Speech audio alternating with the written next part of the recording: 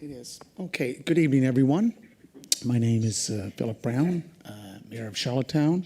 I want to introduce the councillors up front here. To my left is Councillor Terry Bernard.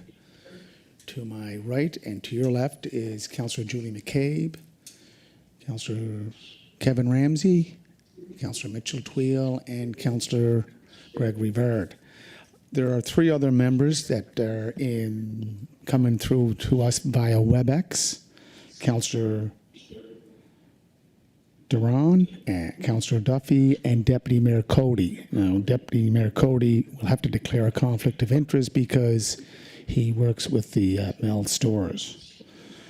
So we have two applications for tonight, and the first one is the reconsideration for Angus Drive, Lot 40, PID number 419143, and 413 St. Peter's Road, PID number 419135. And the applicants are here. Mr. McIsaac, I think Mr. Ursno, Stephen Yo with the Department of Transportation, Infrastructure and Energy, Alan Aiken. And then the second part will be zoning and development bylaw and official plan housekeeping amendments. And that will be presented by Robert Zilk and Laurel Palmer Thompson. So I just want to give you a few notes about what's going on tonight. We have two rooms for this evening. We're following the Chief Medical Officer's protocols by keeping everyone 6 feet apart.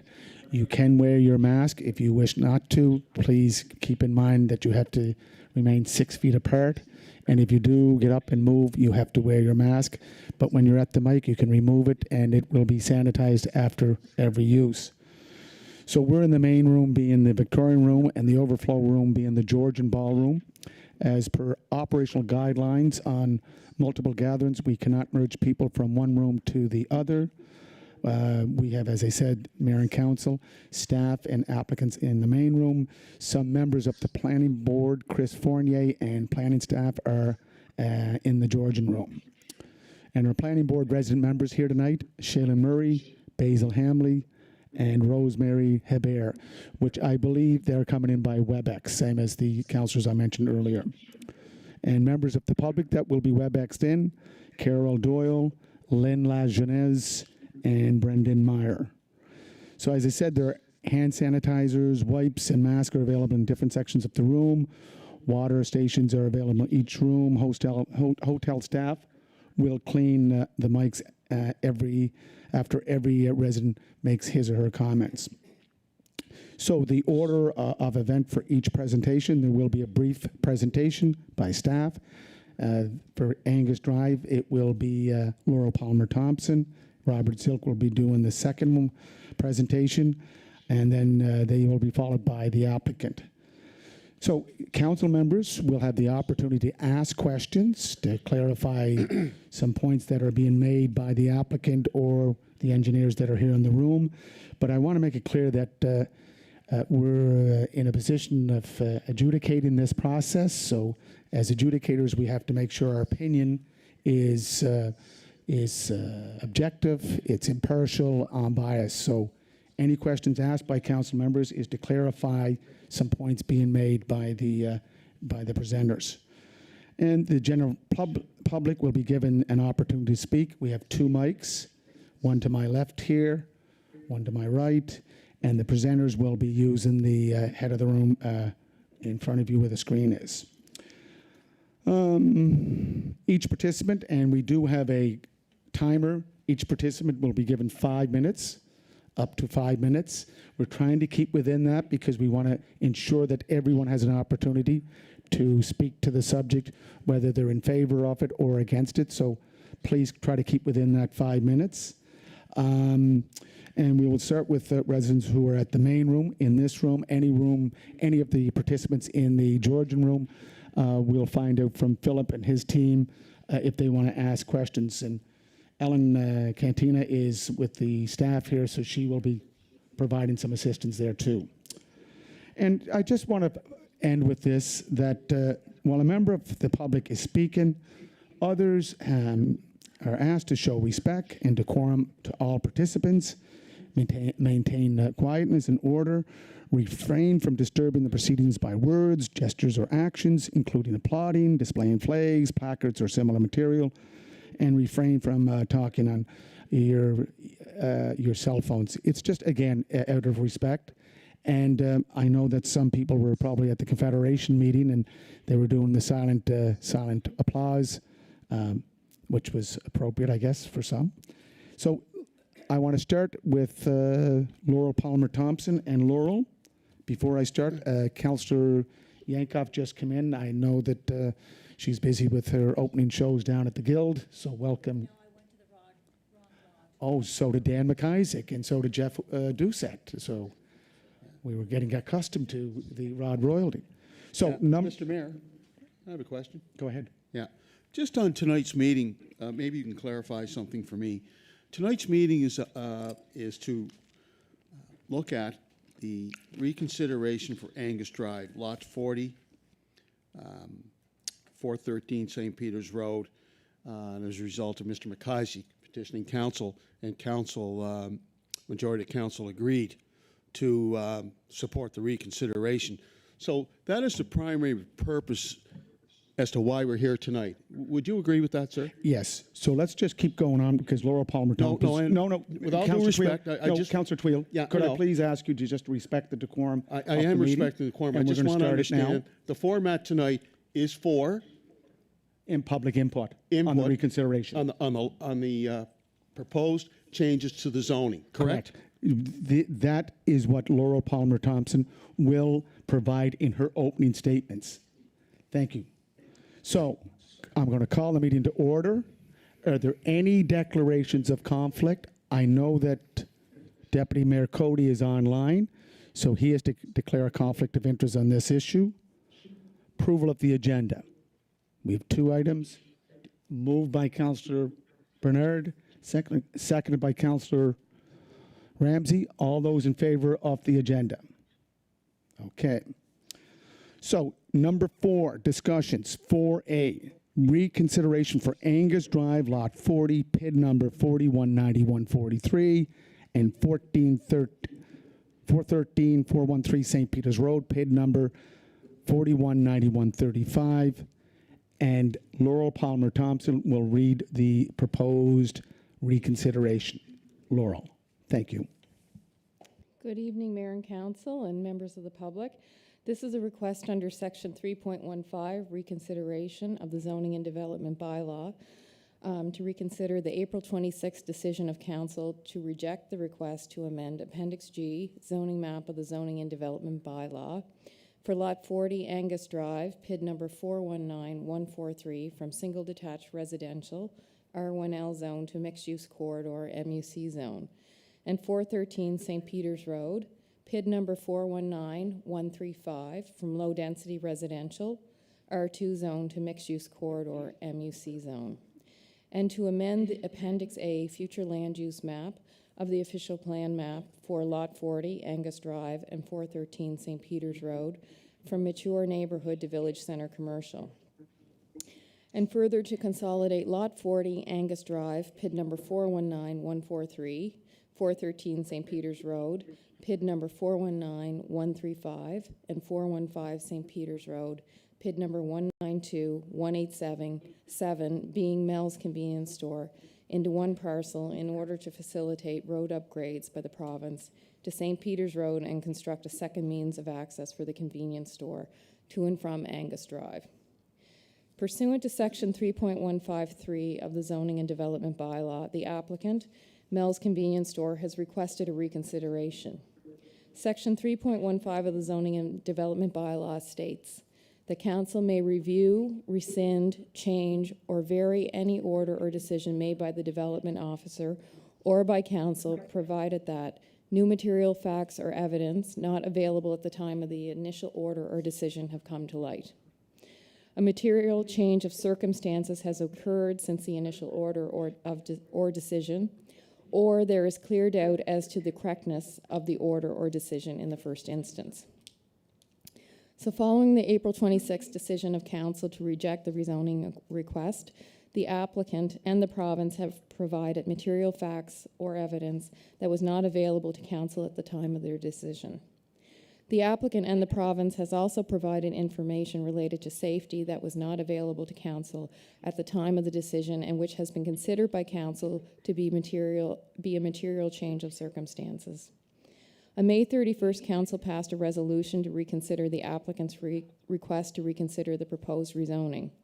The decision was based on the fact that new information related to this application has come forward and should be reviewed by council and the public again to ensure that all information is known before making a decision on this application. With that, I'm going to pass the presentation over to Dan McIsaac from Mel's Convenience Store, and Stephen Yeo, Chief Engineer for the province, and Alan Aiken is also here to present on the application and answer any questions. Thank you, Laurel.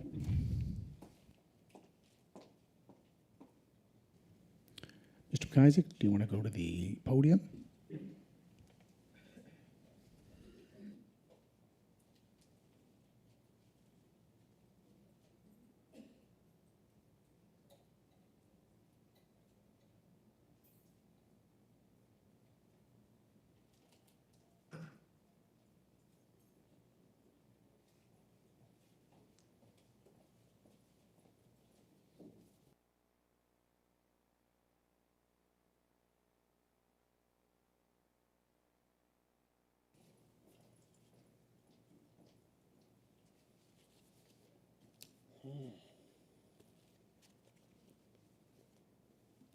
Okay, thank you.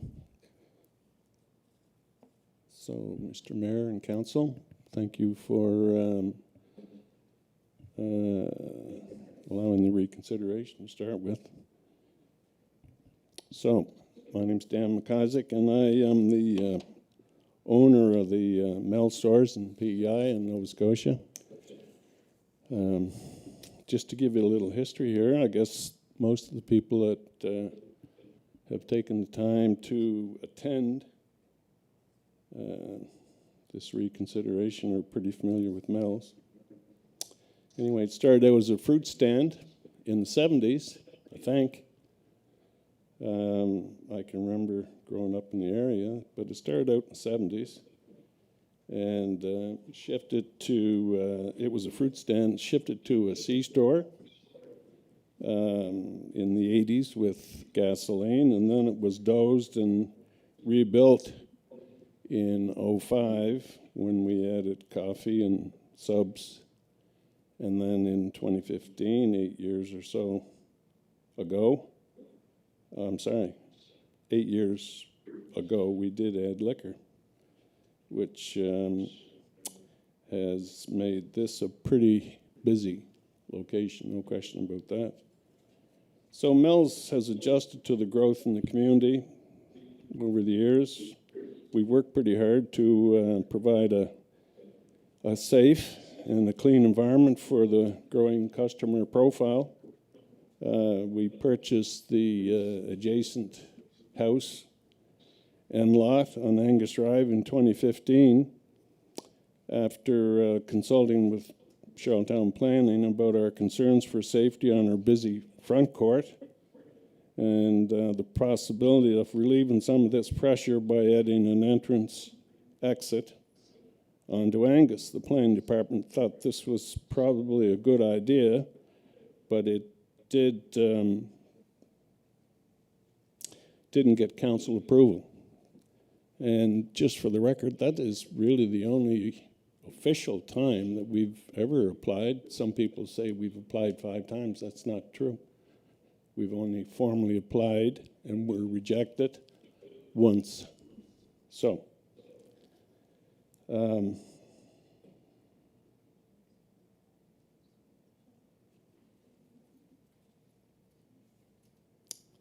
the provincial government recently, in late 2020, notified us, as they did with everyone else, I guess, in that area, that they plan on constructing 3 roundabouts in 21, in the calendar year 21, at Oakland, Angus, and McWilliams, and that the tenders for these roundabouts would be out in a month.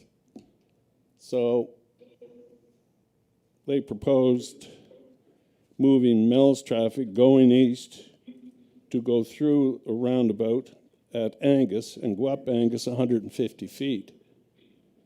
Now, we owned both those properties where that 150 feet would encompass, and then enter the Mills with a driveway off Angus. The reverse would happen to traffic exiting Mills and going towards Charlottetown.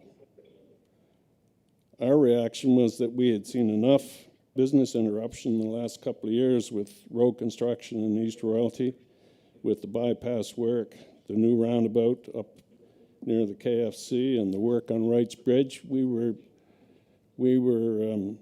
ready for no new construction. So that combined with the COVID stay-at-home implications, thereby reducing the motorist traffic, made me think that we could use a break from construction, and suggested that to the government, like, what's the rush? The Department of Highways officials said that the work was going to proceed, and their proposal for the Mills traffic using the new entrance at Angus was their safest option. So given the fact that the government's in a position where they were going to and are going to proceed in this area, they suggested, and we agreed at that point in time after some discussion, to apply for rezoning to accommodate the province's request.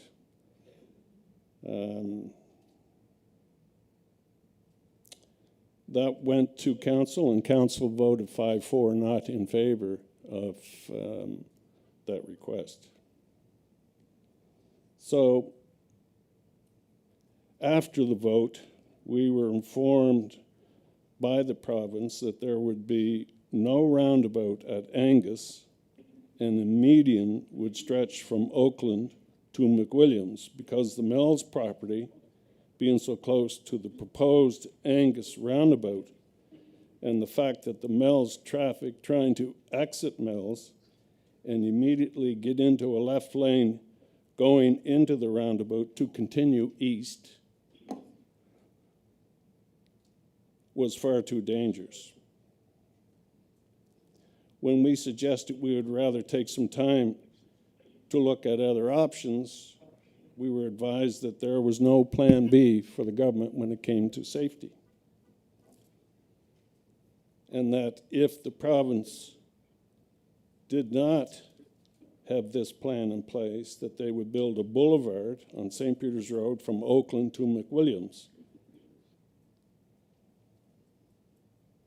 This was obviously not an option that we could support, and not just because more than half of our business turns left off of St. Peter's Road into Mills, but more importantly because the traffic trying to exit, and more importantly because it's not the safest option.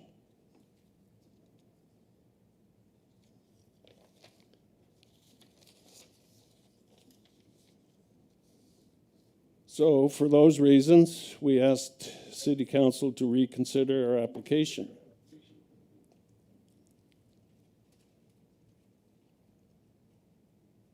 So we have a safety program called Prudent Operations at all of our Mills locations and all the other oil and propane operations. And this is not a little program. This is a national program that we adhere to as the Petro-Canada distributors in PEI in New Brunswick. And it's a pretty stringent program that we fit at the top of the list on an annual basis, on a national basis, for implementing safety procedures.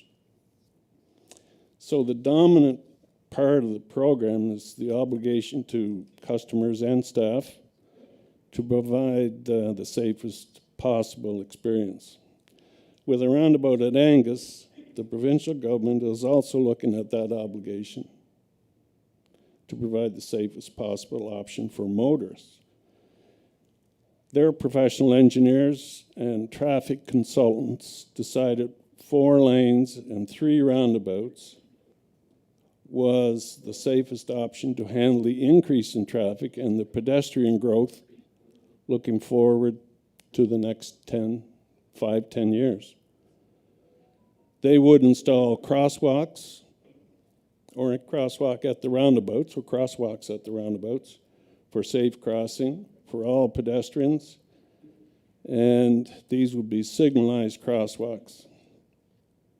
Crossing 4 lanes without a roundabout to slow traffic and a signalized crosswalk, and without a signalized crosswalk, is just too big a risk, and an unnecessary risk, actually, for area residents and regional motorists. They would construct 3 roundabouts to allow all residents of the area a safer and more efficient access to neighborhood streets and to mills.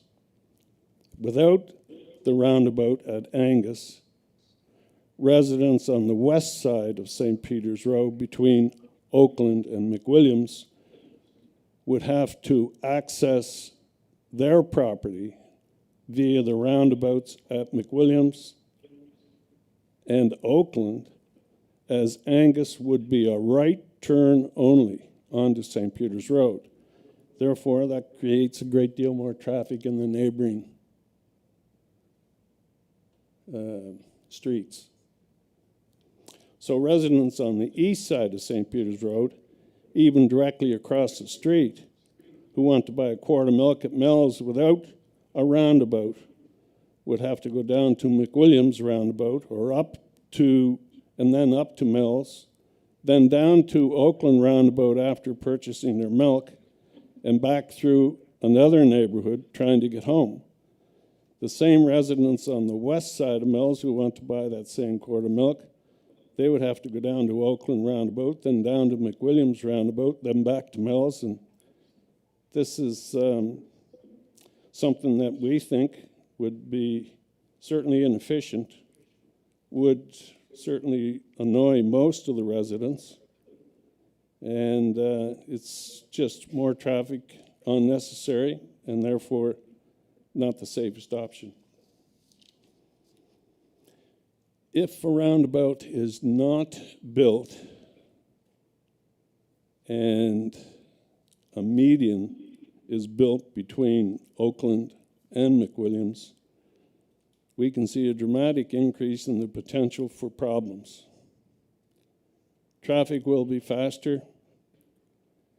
Walking people will try to cross the median trying to get to Mel's from the other side of the street. It's just inevitable.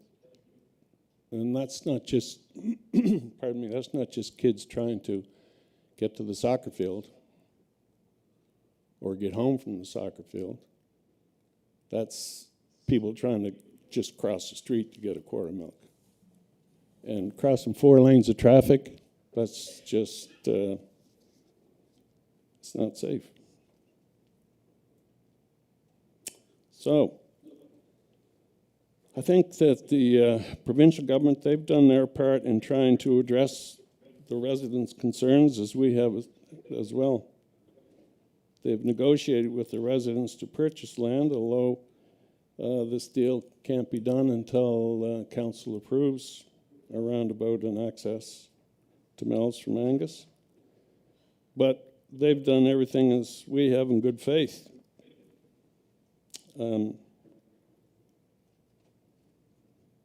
They've agreed to install shrubs and fencing to deflect headlights. They've incorporated a curbing structure on Angus, making it impossible for tractor trailers to access Mel's from Angus.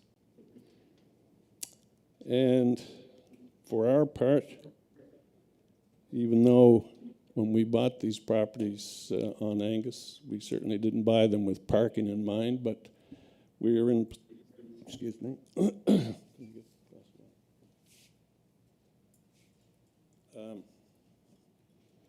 We're in a position where once the house on St. Peter's Road is gone, we're going to see what we're left with. We also move the entrance upon a resident request away from our border line on the second lot up on Angus. So we'll have to see what's left there, but at the end of the day, I think we've probably done our part.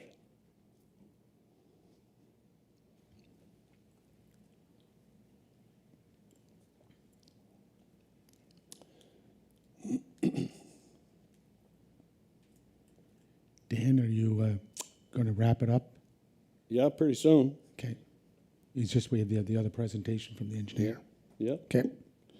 So while we respect that not all residents agree with this reconsideration, we think that they should look at what's happening in the area in terms of growth today and what they think this area is going to look like in 5 or 10 years, and which plan, whether a roundabout at Angus or not, best provides safety and efficiencies for all. City Council has the same obligations as Mel's does and the province to provide the safest, most efficient option for residents, motorists, and pedestrians. I think most of the people in the area who currently use Mel's are in support of the reconsideration plan and feel it is just common sense. I think that's all I have to say, Mr. Mayor. Thank you, Mr. McIsaac. Thank you. Thank you very much. I think we'll be followed by Steve. Ellen, can you just make sure that Councillor Duran is online and Councillor Duffy? They are. Okay. Yes, we are. You there, Councillor Duffy? Yea or nay?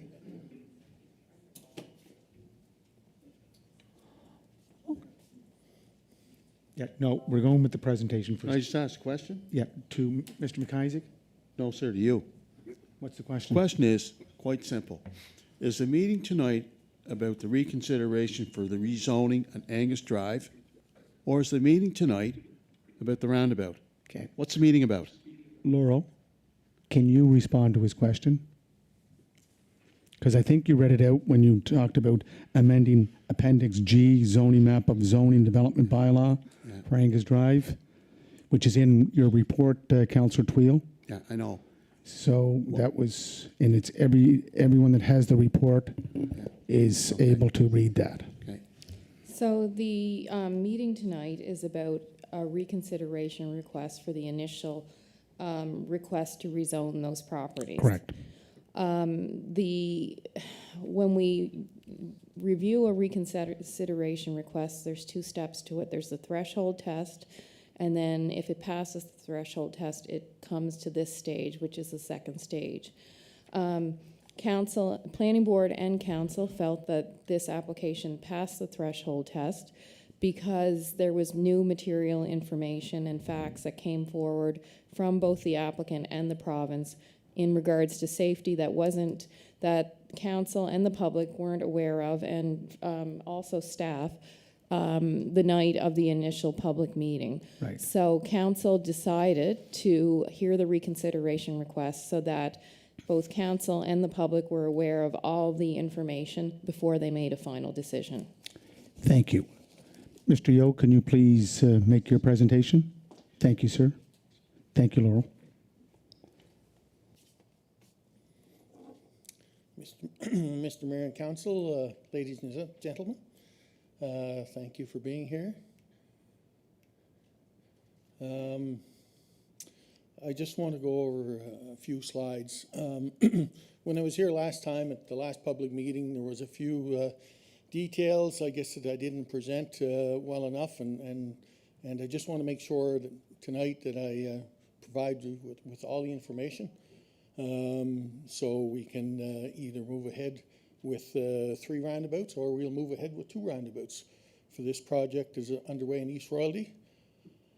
I guess just starting off, why are we out here? Well, we're out here because of development in the area and the level of service that the city streets or the side roads operate on today.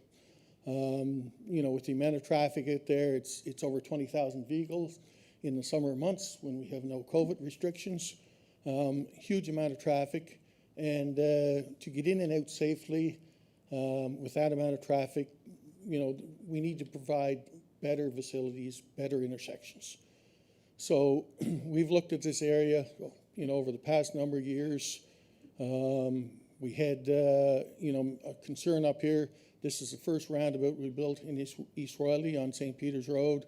Again, we knew we had a concern with the bypass and St. Peter's Road intersection. A roundabout wouldn't work there due to the amount of left-turning traffic. You know, we went in search of a better design and more efficient design or operation of an intersection, and opened up the displaced lefts last fall.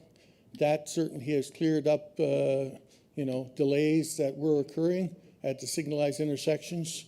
Then the next step of this, in looking at the development that's going to happen over the next 10 years, and it is happening already, certainly out in the McWilliams Road area. It's amazing how much construction is going on out there. And again, across the street from Angus, how that subdivision has grown over the past number of years.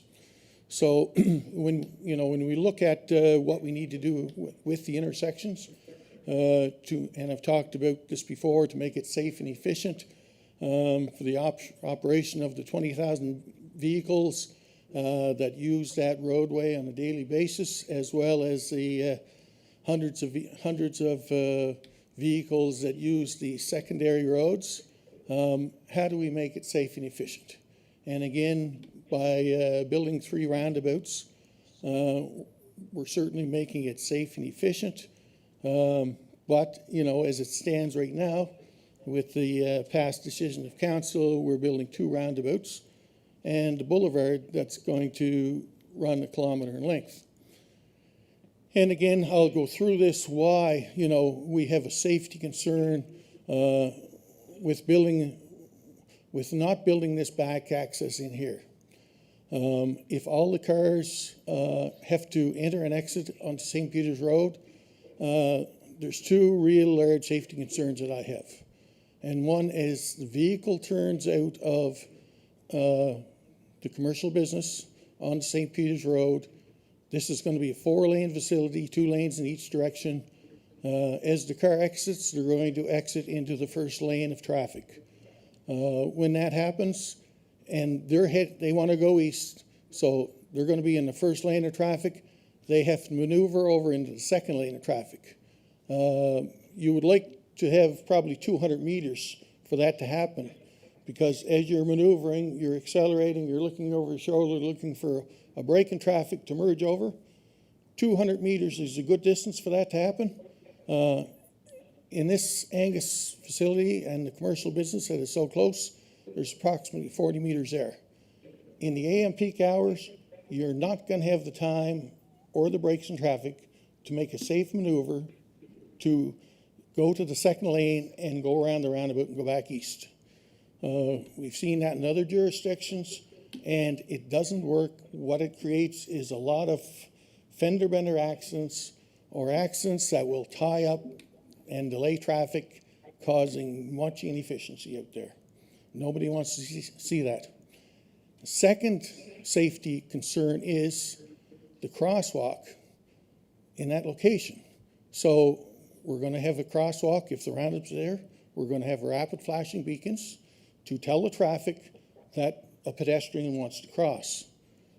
But if I'm in a vehicle that I'm turning out of the commercial business, I'm looking over my shoulder to see when I can merge lanes quickly.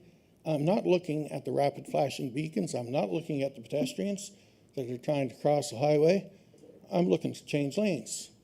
And that's not fair and not safe to the pedestrian or the driver. So when you take that into account, if that back access into the commercial business is not allowed, we will not be building the roundabout at Angus Drive. So in not doing that, we get into development that looks like this. So basically, you have a roundabout at Oakland, you have a roundabout at McWilliams and Green Road Drive. And again, this was already talked about somewhat, but again, you you know, people who live in this subdivision with no roundabout there, their entranceway is going to be right in and right out. Every time they want to go to Charlottetown, they're going to turn right, they're going to go up around McWilliams and drive back into Charlottetown and come home. They're driving an extra kilometer every time. It's not as efficient if they could just make the maneuver on Angus and go to Charlottetown. And again, by making them drive up to McWilliams and do the circle and come back, they're taking space in the circle that traffic coming down St. Peter's Road and trying to get into the circle is being used up. So it's going to delay traffic. You'll see longer lineups trying to get in the circle. It's not as efficient. And it would be the same down in Oakland, that you have inefficiencies in Oakland. The people on Angus Drive is the same way. People on Angus Drive, if they want to go to Mel's for gas, it's a 2-kilometer drive instead of a 200-meter drive. And again, if you're living on Mel's, you want to, if there's no roundabout, you want to come home at night, you're going to turn at Oakland and you're going to go through subdivision streets to get home. Inefficient, where you could just drive up and proceed in. Now, I've heard a lot of talk about the traffic on Angus, you know, how it's going to increase. And I agree with people that traffic on Angus is going to increase for the first 150 feet. There's no question. And after that, traffic will not be much different than it is today. Excuse me for 1 second.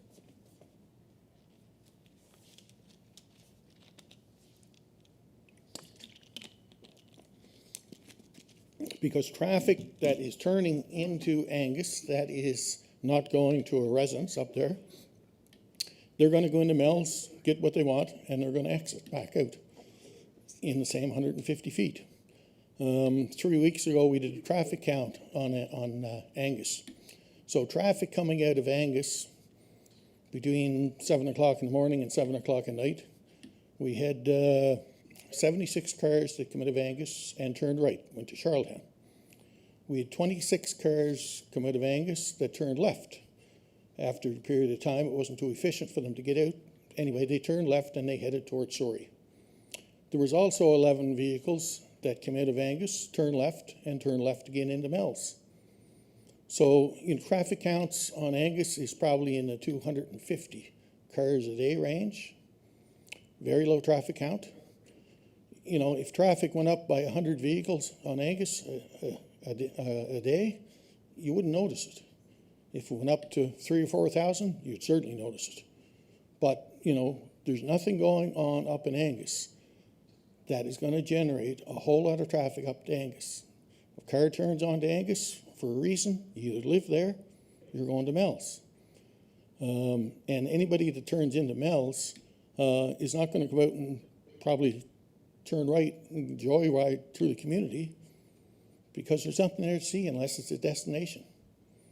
So, you know, as far as generating higher volumes of traffic on Angus Street, totally right for the first 150 feet. After that, very little more will be generated.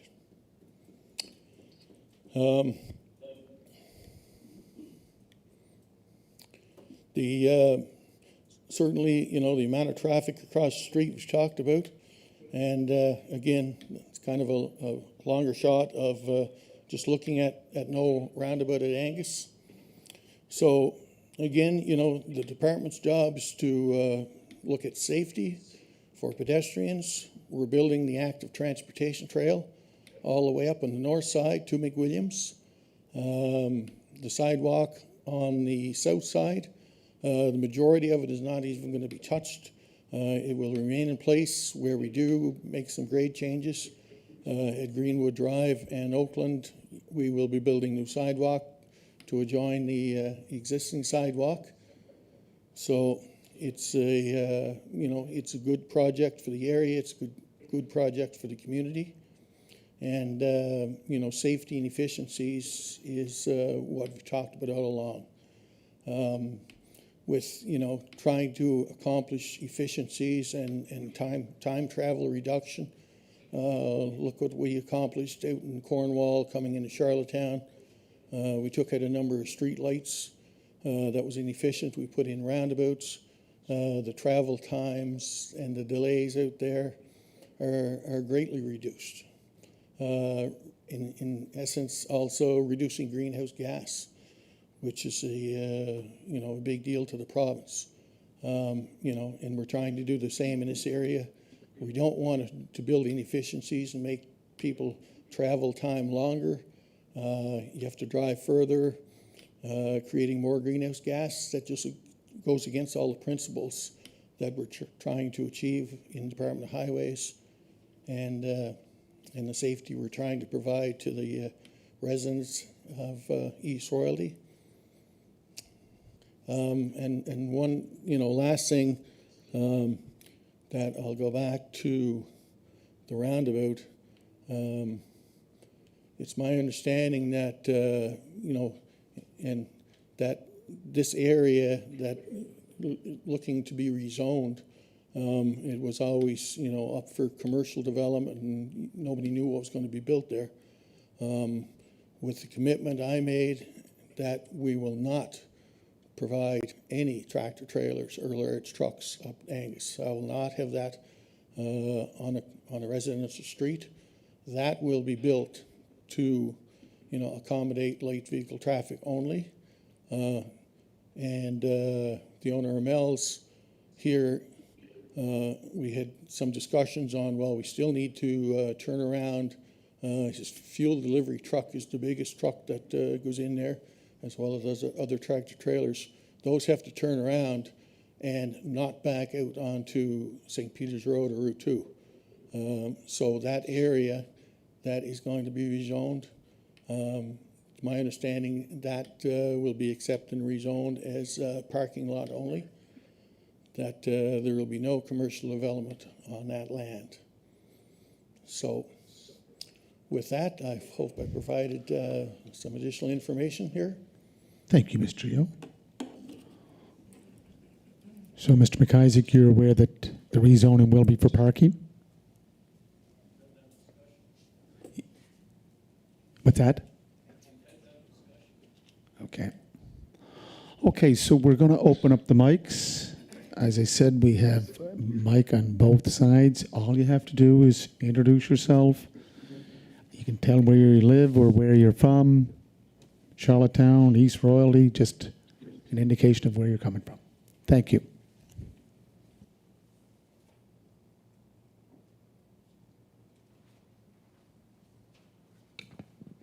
Good evening, Mayor and Council.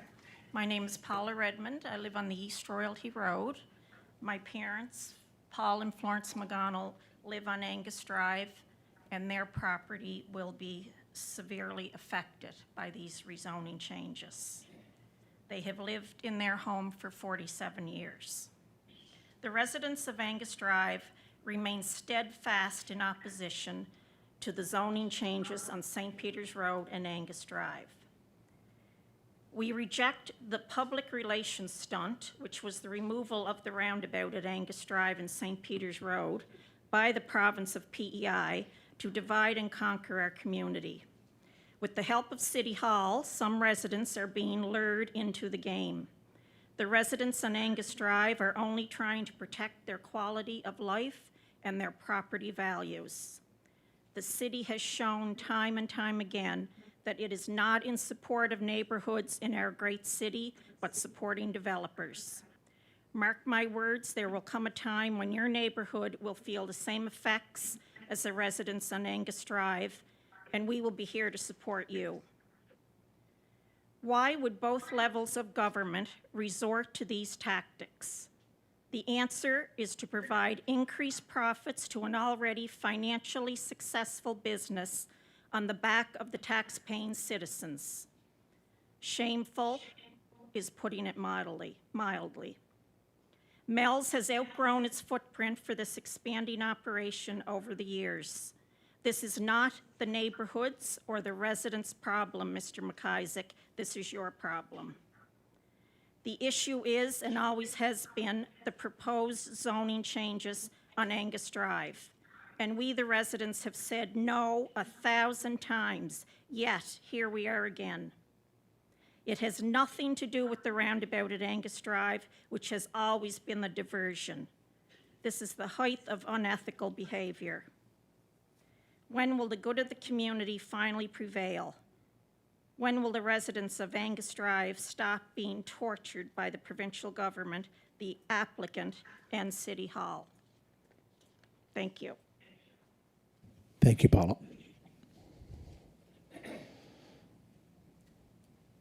So the mics are open.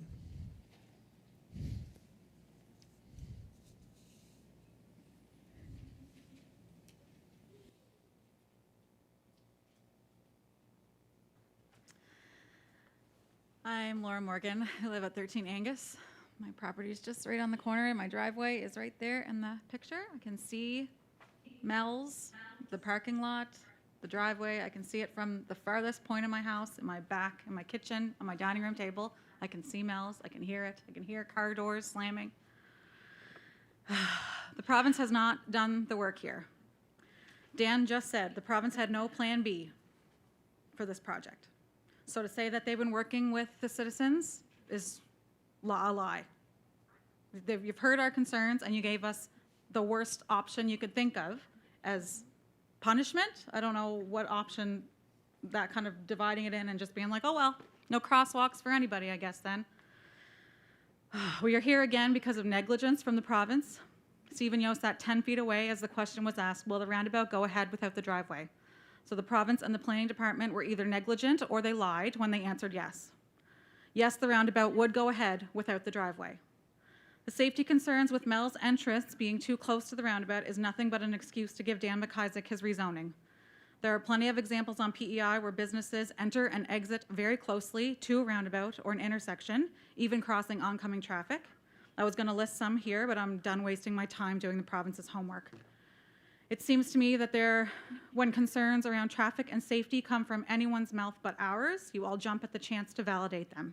Residents outside our subdivision are concerned with increase in traffic by their houses and on St. Peter's Road, or having to use the roundabouts to double back to get where they were going, whether it be Mel's or their homes.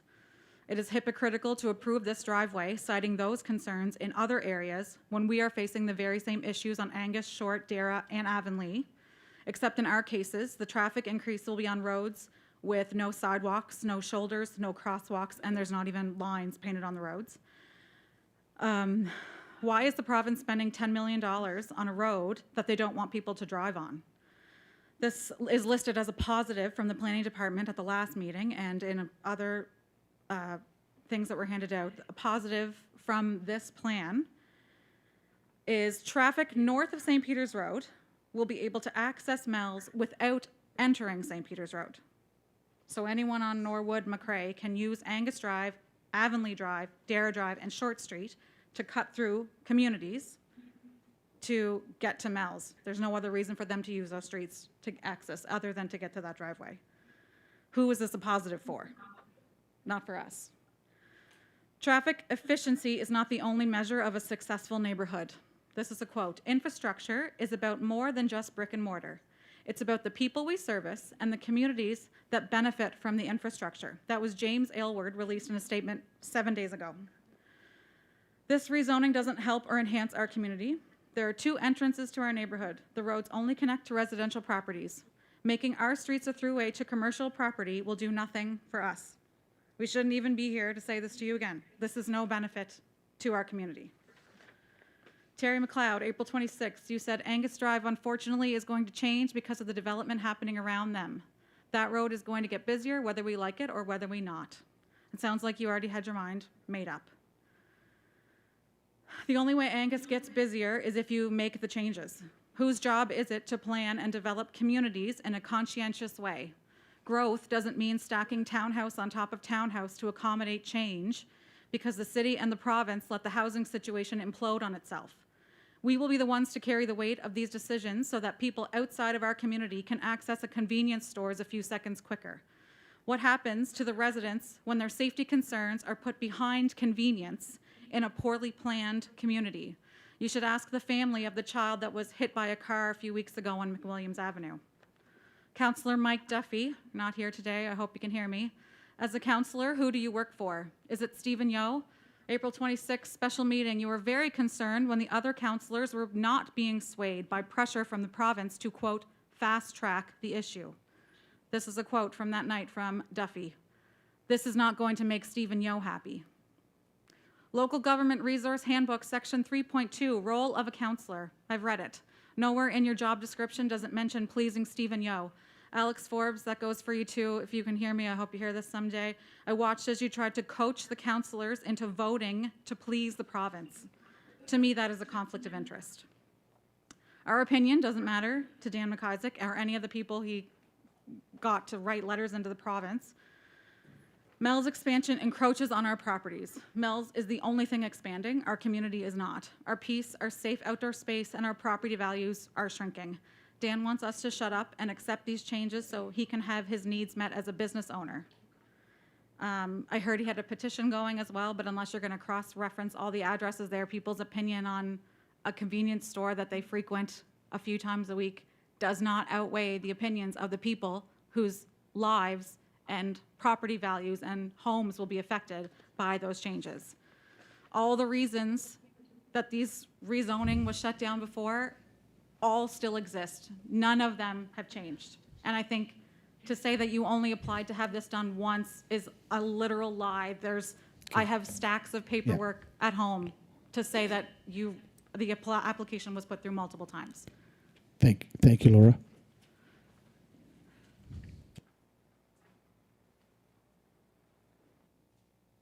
Ma'am, you can use this.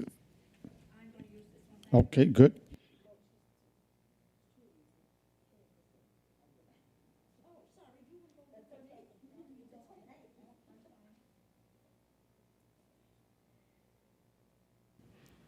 Never did this before, so I'm just not sure if everybody can hear me, but I'm sure you will before I'm finished.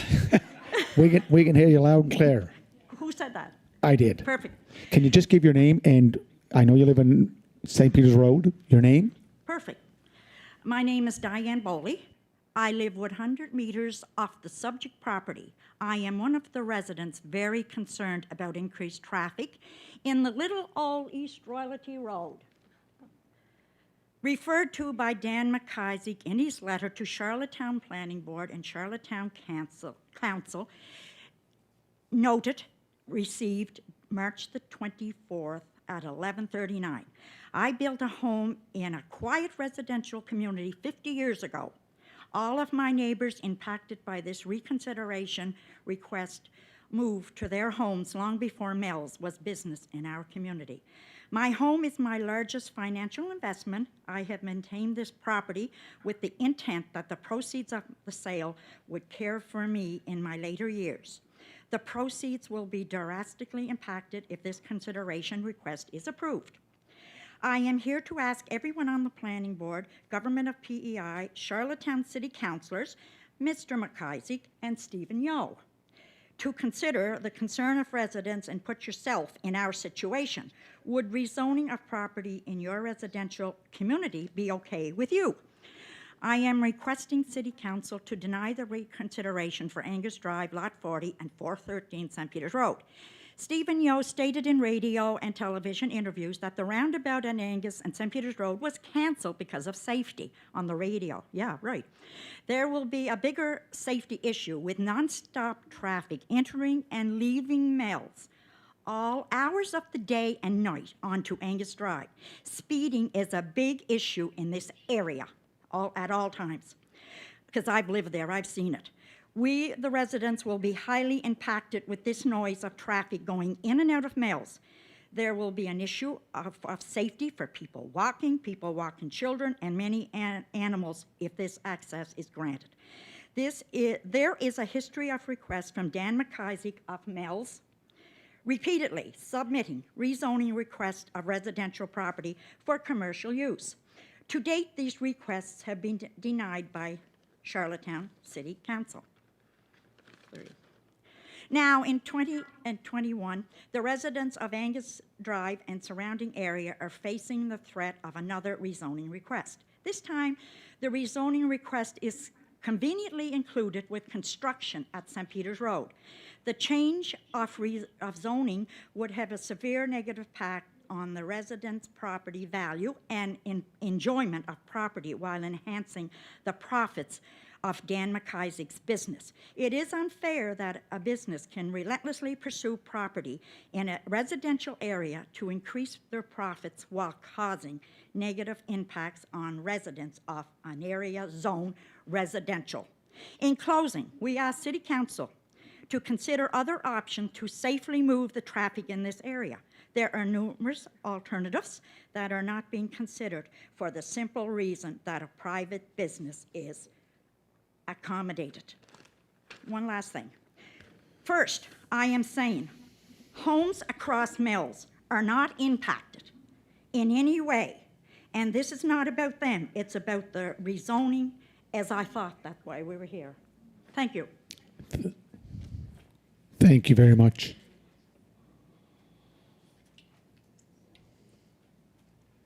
Mics are open, so please take an opportunity.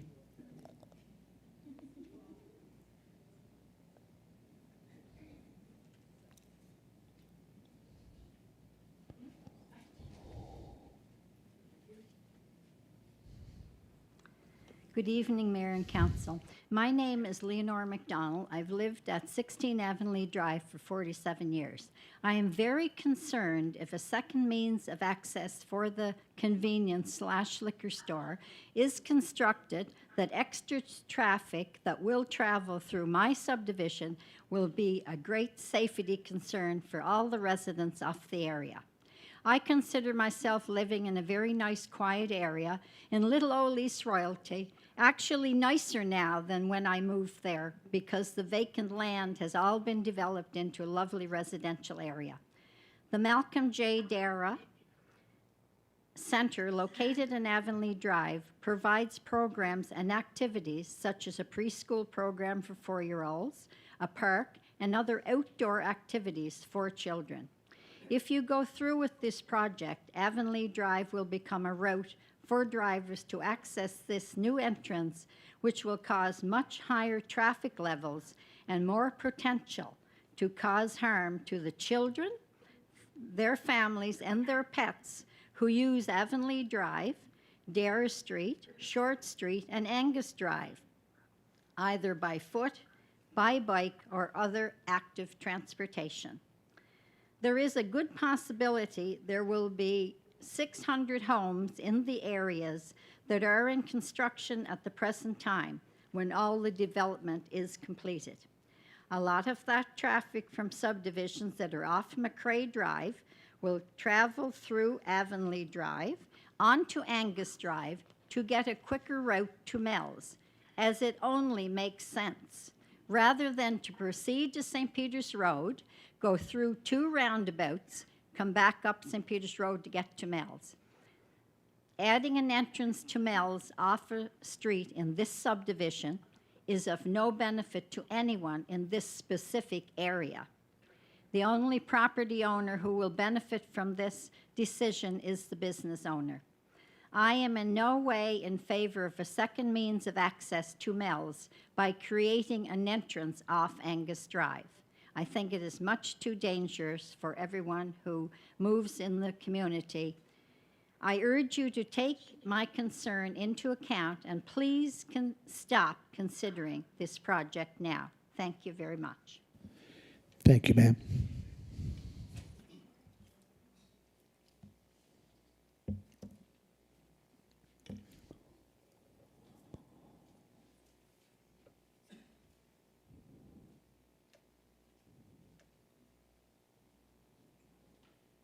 Okay, the mics are cleaned. So you have mic 1, mic 2.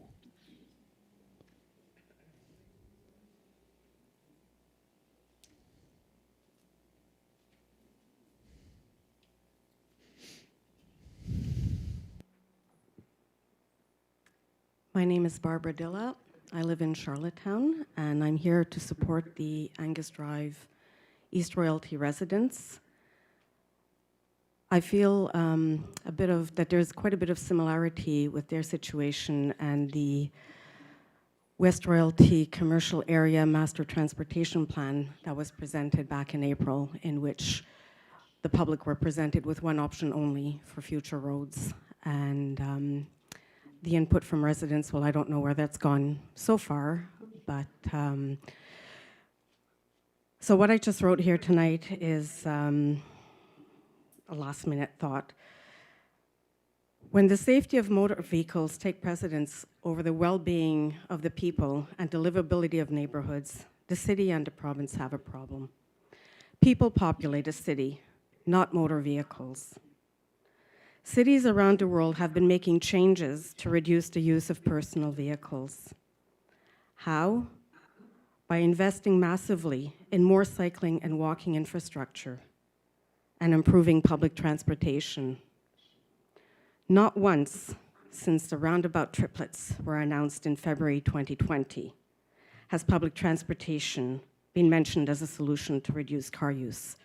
Never is public transportation used or referred to when there's talk about traffic. What is being proposed has nothing to do with pedestrian or neighborhood safety. What is not efficient is building more vehicle infrastructure. Boasting about accommodating more traffic and making vehicle flow more efficient just does not make sense in this day and age. And this is also totally contrary to the province's climate actions to drastically reduce vehicle emissions. Cars going just a wee bit faster doesn't necessarily mean it will drastically reduce vehicle emissions or greenhouse gas emissions. In fact, we all know what produces fewer greenhouse gas emissions. 50 people in 35 cars or 50 people in one bus. Speaking about future expectations is futile. To say that the heavy trucks won't go on this road or the people will go this way, because traffic is like water. Water will flow where it can and where it finds ways. Drivers will always try and find the quickest route, the shortest route. So no one can predict what will happen tomorrow, never mind in 1 or 5 years. Thank you. Thank you, Barb. And just before I could forget, Ellen has asked me to request from speakers, residents to email, if you wish, to email your comments, your presentations. It's very easy to planning@charlottetown.ca, so we can incorporate those presentations into the minutes. Thank you.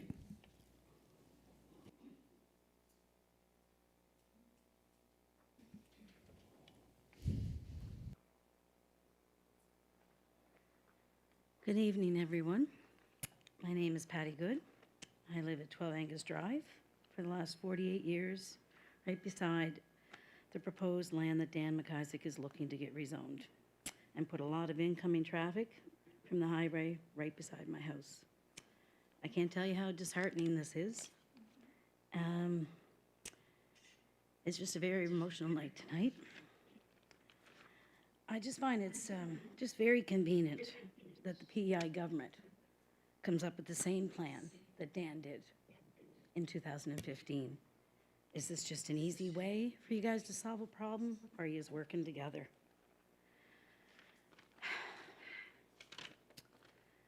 I spoke with Terry Bernard, Alana Djokovic, did I say that right? Alana Yankov. Yankov, sorry. Kevin Ramsey, before the last meeting, and I asked if the community could expect their support again. I was told by all that the council has been advised that they are not able to express what their vote will be, and if they did that they would not legally be allowed to vote. Is this correct, Mr. Mayor? Potentially, they have the possibility of putting themselves in conflict of interest. And I've also been asked about my opinion on the issue. I know twice when I was on council previously that I did express my opinion to some residents, and that was taken to task, and I was asked not to vote from legal counsel. Thank you for your answer. Thank you. Within saying that, so I'm asking you, Mayor, to remove Mike Duffy from the voting, as he did exactly what now requires him to be removed. Mike Duffy has made a public comment on YouTube in a council meeting that he will be voting yes, like he did the last time on the Mel's rezoning. Would this consider to have him removed from voting? And we'll seek legal counsel on that, Patty. Thank you very much. Okay. Whew. Where do I start? Okay, Terry Bernard sent out a letter to his ward. And, excuse me? Councillor Bernard, can you just use the mic? I received this letter from a neighbor that lives across the street. So Terry Bernard sent out this letter to his ward. I have no issue of people being aware of what's going on. But instead of sending the same that we received in the mail, 100 meters from this request rezoning, he took the time to write his personal opinion of what is going on and wrote misleading information to stir up the residents across the street, to the point that people were going to do petitions because they were led to believe that if this roundabout doesn't go forward, that their road will not be closed off. But a lot of the people don't realize that if that road gets closed off, all that traffic's going down to Hanmac. But that's another bag of tricks. Is that in the letter? Well, at the top of your letter, and I can do you want- put do it you up want- here to show everybody, you don't have that it's about rezoning. No, but you The want very to first just thing read up- that? Do you want to Yeah, just read that? I can read it, but I only got 5 minutes. We'll extend it. Okay, sounds good. Ours came out that just said, this is a public meeting on the city, and the city council will hold a public meeting that's going to be relooking again at this rezoning. The letter, which is on city council letterhead with Terry Bernard's name, Yes. at the very top, it just has roundabout. It doesn't have anything that this is going to be about a rezoning. Okay. Nothing like that. So right there at the back, to me, that's very misleading. It says right by it, St. Peter's Road, Angus Drive, and Hanmac Drive. I want to send this notice to make sure you're aware there will be a public meeting on June 22nd at 7 p.m. at the Victoria Room at Charlottetown Hotel. Sorry, I'm just really nervous here tonight. Got a lot riding on this. This meeting is being held to hear from the PEI government and you as residents on the proposed roundabout at Angus Drive. I don't hear anything about rezoning. It's all about the roundabout. In order to accommodate the creation of this roundabout, the addition of an entrance and exit lane is required to connect Angus Drive from Mel's convenience store. Now, I've heard from a lot of people that they're really riled up that if this roundabout doesn't go over there, that they're not going to be able to close off that road, and that's what these people are wanting. City Council voted in May against the access, not aware that without the access road, a roundabout at this location cannot be moved forward. After meeting with the provincial government, Council has voted to reconsider its decision and consult with the residents at a new public meeting. This meeting will allow all residents an opportunity to hear from the province and share their opinions and input before the decision is made. So I just would like to know why that letter went out and why you couldn't have just saved your time and just sent out the same one that was put by our mailboxes. Because as I've been doing for 20 years, every time there's a zoning that's going to impact people in East Raleigh and people only within 100 meters get it, I feel that everyone in my area should know about it. I agree, So that's but why a would letter you? that I passed out, and I've been doing it for 20 years. I agree, but why And that's wouldn't you just letting put people know rezoning that up there's a there? meeting coming, and that if you want to come and give your opinion, and this is what it's about. Yeah. There's Well- nothing in there that's misleading. Well, it is when you have the top of it that it's a roundabout and that this is But all it- about but the all this roundabout. all this impacts the roundabout. Yeah. I understand what you're saying, but again, why did you take the time to do that and not just send the same letter that the people are most impacted by it? Why 'Cause wouldn't you those are just done- those- why wouldn't you just gone and put that right on their mailbox, like, that's all we got? Yeah.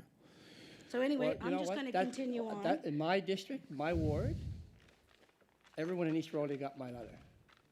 People in there within 100 meters probably got the other letter. But I didn't I get always no make letter. sure that everyone in my ward knows what's going on, it's going to impact them. There's So, nobody you know on what? our side, Terry, that got this letter. It was all What's the that? other, nobody on our side got this letter No, that you but handed out. that's Ward 10. But that's Ward 10. That's my ward. Yeah. That's realize the way I that. like to Okay. let people know of what's going on. Well, that's great, and I Yeah. appreciated all your past help that you gave us, but lately, you don't seem to be on our Yeah, side. Well, And see, I this- just don't understand what we've done to have that dismissal Okay. of your Well, support. for me, we need to get everybody's input into this. Yeah. So that's why I felt the residents of my area need to know. This is an important decision that needs to be made. Well, Okay. I would just like you, Mr. Mayor, Yeah. just to consider if Terry Bernard's vote is to be removed due to the way the letter was wrote. You can take your legal counsel, and I can show you Yeah. the letter afterwards. Did you want to sum up your presentation? Well, you just kind of took my time because I didn't really want to read that. Just give me 2 more seconds, please. I don't think there's anything in the letter that, Yeah, No, that's, We'll anyway. we'll get it, I don't, we'll get it I said what I verified. had to say on it, and I Okay. still don't agree with what you did, Terry. Okay. It was a waste of your time, and they could have been dealt Okay. the same way we were. I don't think it's wasting my time. but- Again, I just want to say that this traffic flow, if you're going to have 3 roundabouts, I don't know, everybody in this room, does anybody go through a roundabout? I can be sitting here, and it's my turn to go in, but I can't get out there, because that guy over there, he's just got his pedal to the metal. And that's what I think is going to happen here. So I suggest, for all safety, including yourself, Dan, I'm willing to make everybody happy here. Why can't we throw this damn roundabout out and put a set of lights? When you take down Halbert's old house, put a set of lights there. You can see right here. It'll run right across. Dan then can shut off his main.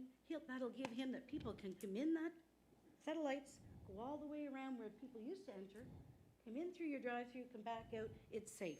Because there's not anybody that is going to go up to a crosswalk on a 4-lane highway and try to cross St. Peter's Road. I tried it last Sunday. And last Sunday, you know what happened to me? I had to walk all the way from 12 Angus Drive, all the way till I got to the tunnel. Go under the tunnel. This might not have to do with this. When I went through the tunnel, it was 5:30 on a Sunday, and there was 2 kids in there doing crack. Okay. So I we- couldn't get through that. I couldn't get through that Okay. road. So are we summing it up there, Patty? Yeah, so can I sit back down and come back up again? Because Well, we're just going to get some comments from others too. Thank you, Patty. Okay. So again, the mic is open, both mics. Take an opportunity to use the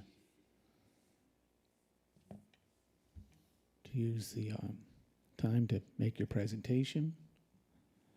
And again, Ellen says residents to kindly come closer to the mic so they can be heard online or speak louder.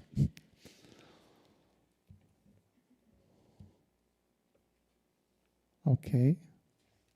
Could I ask if any councillors have questions to the presenter or to the engineer? Again, remembering we're trying not to give our opinion, but we're trying to get remain neutral and trying to, in an effort to get more information, clarifying what was presented. Councillor McCabe? Well, I've asked 3 times.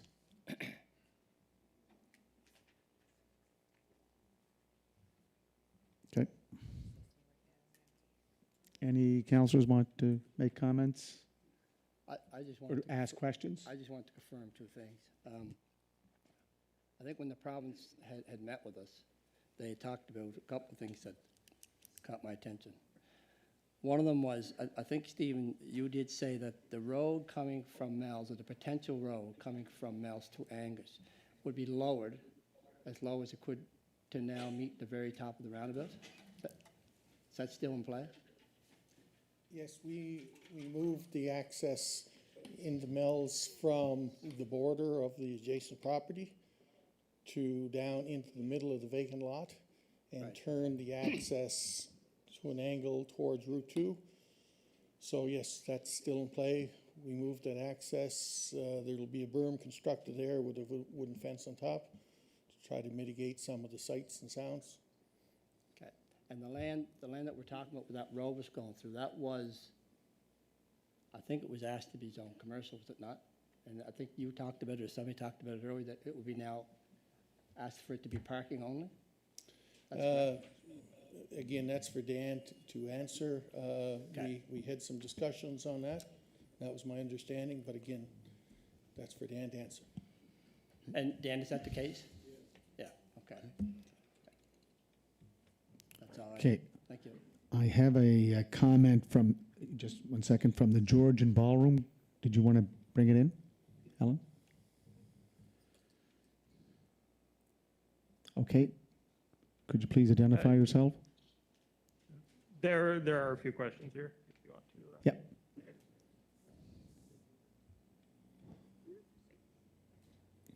Okay. Okay, thank you. Just bring down the mic a little bit, please.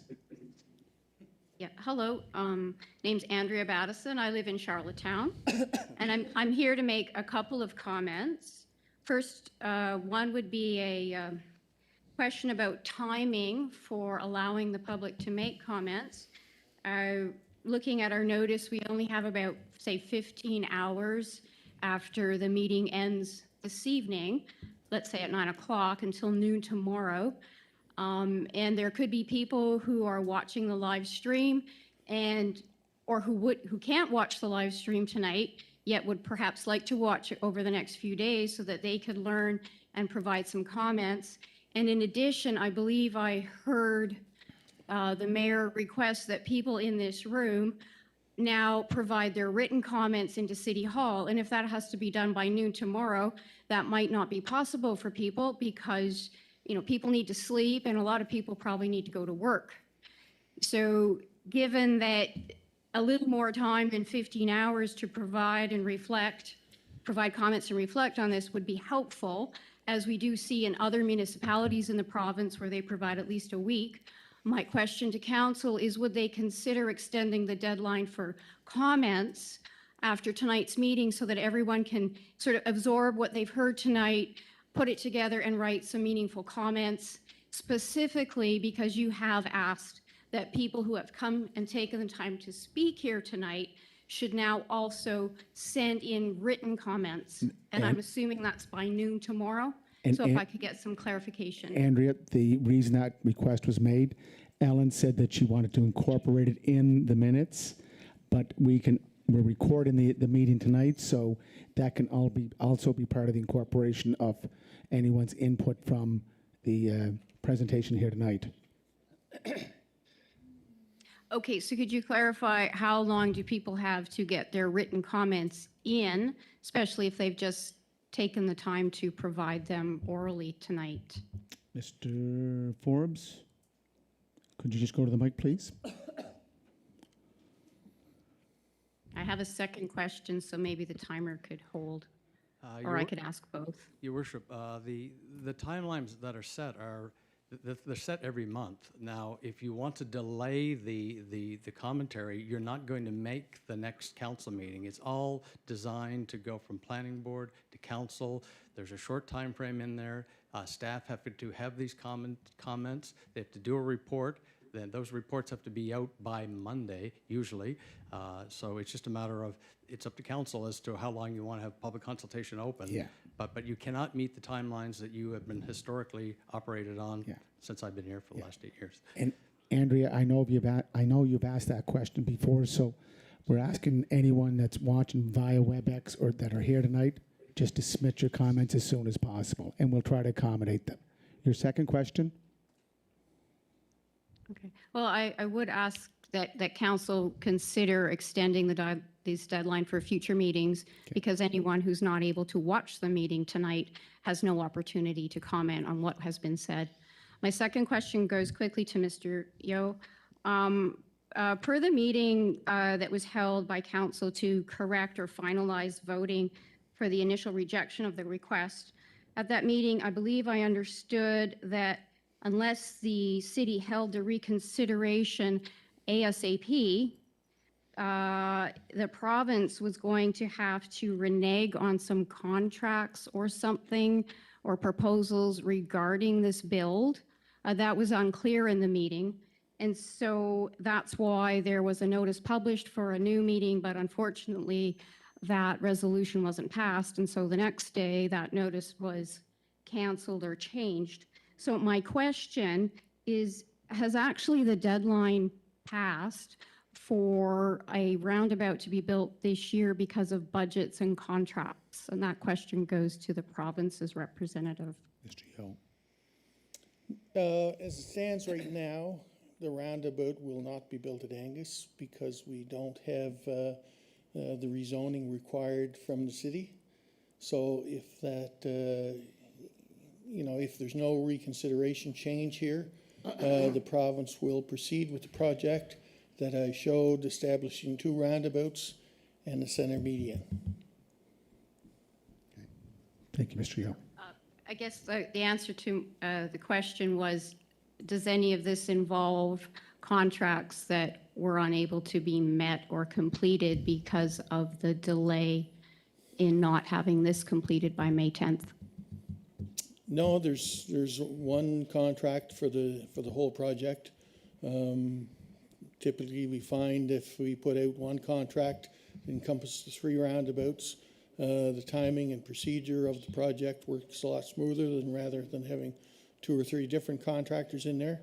So it was all tendered as one project, and that's still operational. The contractor's on site today. Thank you, Mr. Yo. Thank you for the clarification. That was very unclear when listening to the earlier meeting. There seemed to be a very definite deadline to get this done by May 10th. Thank you, Andrea. Okay, any other speakers? Ellen? One more? Okay. Your name, please, and where you're from. Hello, my name is Jeff Willis, and I own property on Hanmack Drive. And I guess I'm in favor of the reconsideration. When I consider all the reasons that William McGarry provided in his email that's in this package, I have to agree with everything that he's laid out regarding the speed, the safety, the convenience. It just seems kind of foolish for me to have to drive up Hanmack, all the way over to McWilliams Drive, enter onto the St. Peter's Road. I'd have to merge into the next lane within about 100 meters, get into a roundabout, go around the roundabout, go back into town to get to Mel's, and reverse that to come back to my house. It just seems the people that are against it seem to be the people that are within 100 meters of the Mel's location. Anybody that's on the other side of the road, I can't imagine why they would be against this proposal. So I just want to voice my approval for the reconsideration. Thank you. Thank you. Okay. And we have another person. Okay.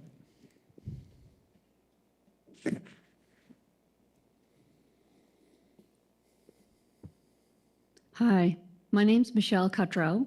I am also going to voice my support for the rezoning request. I live right on St. Peter's Road, so I'm well aware of how busy that road is. And I am actually looking forward to all 3 roundabouts. I'm looking forward to the active transportation path on the other side of the road. And Barbara Dilla brought up an excellent point about the focus on traffic, and we should be looking at also cycling and walking and other modes of transportation.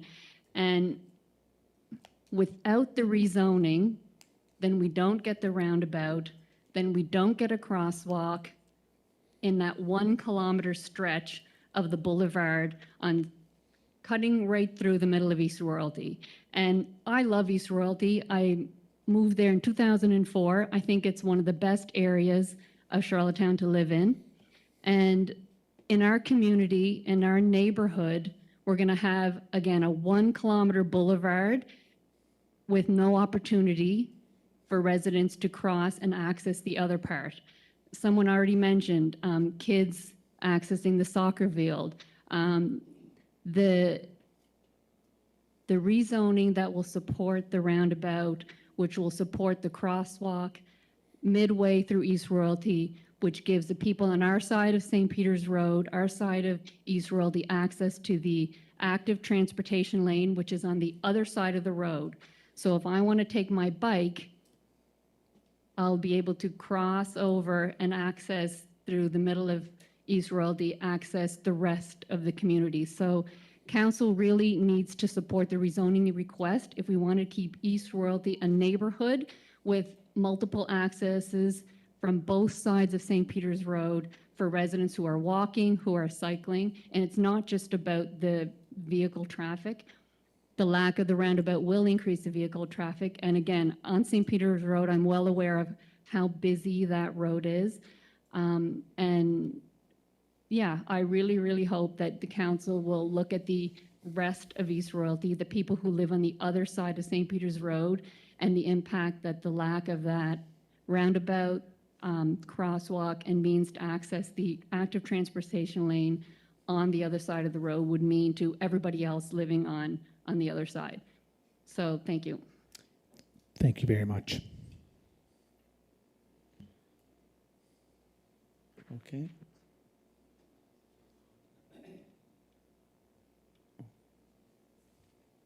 Thank you. Hi, can you hear me okay? Hear you perfectly. Good. Great.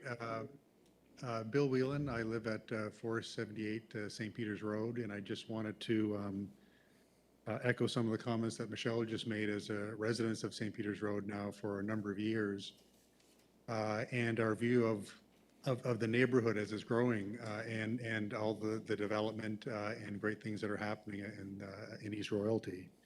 I'm here in support of the amendment and in support of the consolidation of the 3 parcels of land that will enable the roundabout at Angus Drive. I think it's important as a community that we're able to access our community. And the comment just made about a boulevard that will stretch 1.2 kilometers with basically creating a median or a barrier for folks to be able to move around East Royalty it's not part of the future plan of East Royalty that I'm looking forward to. I think we need a plan where we're able to create infrastructure and that allows for a community to grow and allows for a community to be able to interact and get around to different parts of that community. So I just want to add my voice in favor of this amendment that will enable that third roundabout at Angus Drive. Thank you.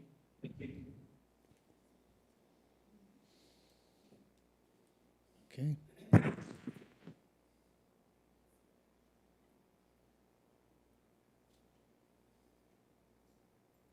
Good evening. My name is Sherry Arsenault. I live in Angus Drive. And I would like to say that this evening I am disappointed in what I'm hearing, in that, as you can see, council, the communities are starting to divide. This meeting tonight is about a reconsideration on what is happening on Angus Drive. And really the focus is overridden by the roundabout. And I hope council will take that to thought. The other communities won't be affected, like our street will be affected, and our homes and our livelihood. So I hope that you take that into account. And I hope the other residents can hear what we are facing. Thank you. Thank you very much.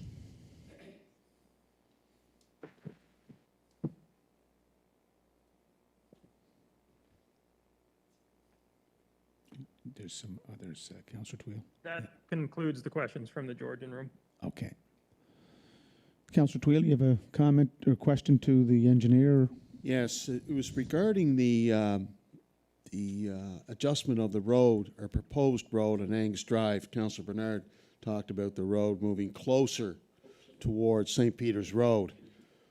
But I do recall that discussion, and that discussion, Mr. Yo, at the closed-door session was 15 feet.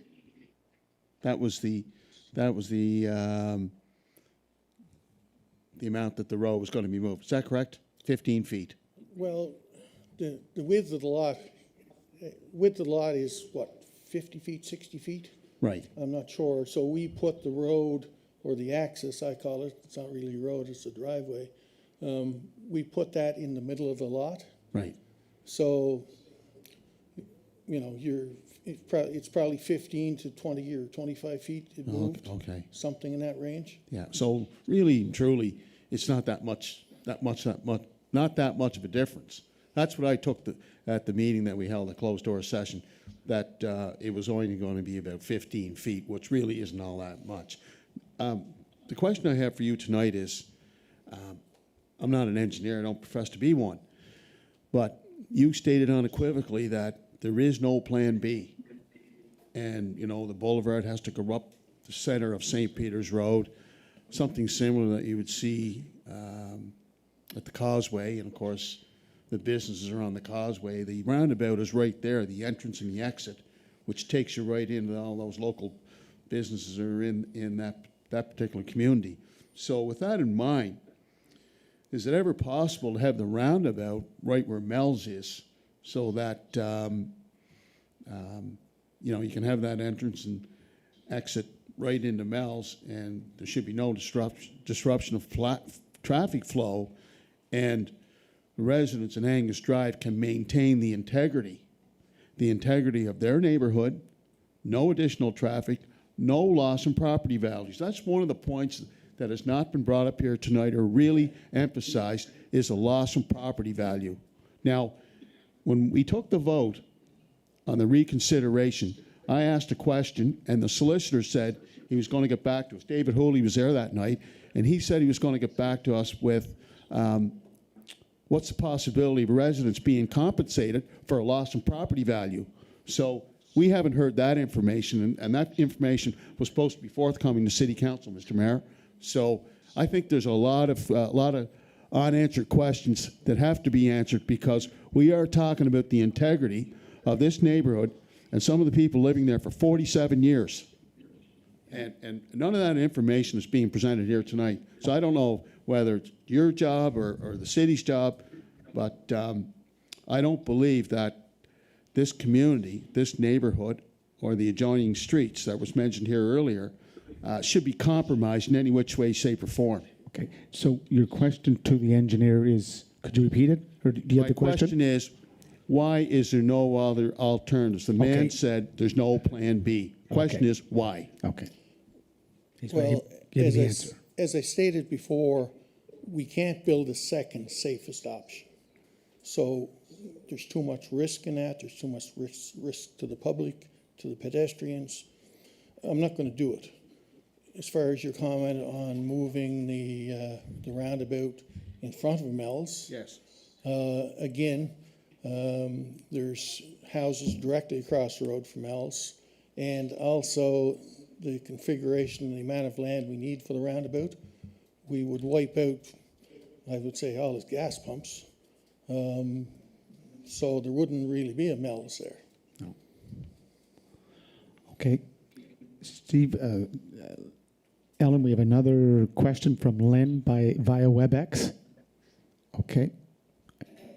Hi, thank you. This is Lamar Jeunesse. I live on Hamac Drive, so on the opposite end of the problem that's being brought up. I am in favor of the relooking at the question, and am in support of rezoning that area, like my neighbors. So I did have a question, and it was related to that Plan B option. So obviously on Hamac Drive, in the current subdivision we have, it's grown rapidly. We currently have one exit from that neighborhood, and we're going to be even compacting that even more, going in the opposite direction and stuff. So just a question, if the roundabout does not proceed, would that mean there's absolutely no exit from Hamac at all? And if not, the other question is that junk of land that's at the end of Parkman that would attach to Robertson Road, had that been looked at as a potential second exit for this community? Well, I can't answer the, about the city street being connected. I can't answer where the roundabout location is, or proposed, across Angus. That stub would be connected to Route 2, St. Peter's Road, but it would be connected only as a right in and right out. Okay, thank you. Lynn, could you just give your last name, please? It's a La Jeunesse, a big long French one. Yes, La Jeunesse. Thank you. Yeah. Okay.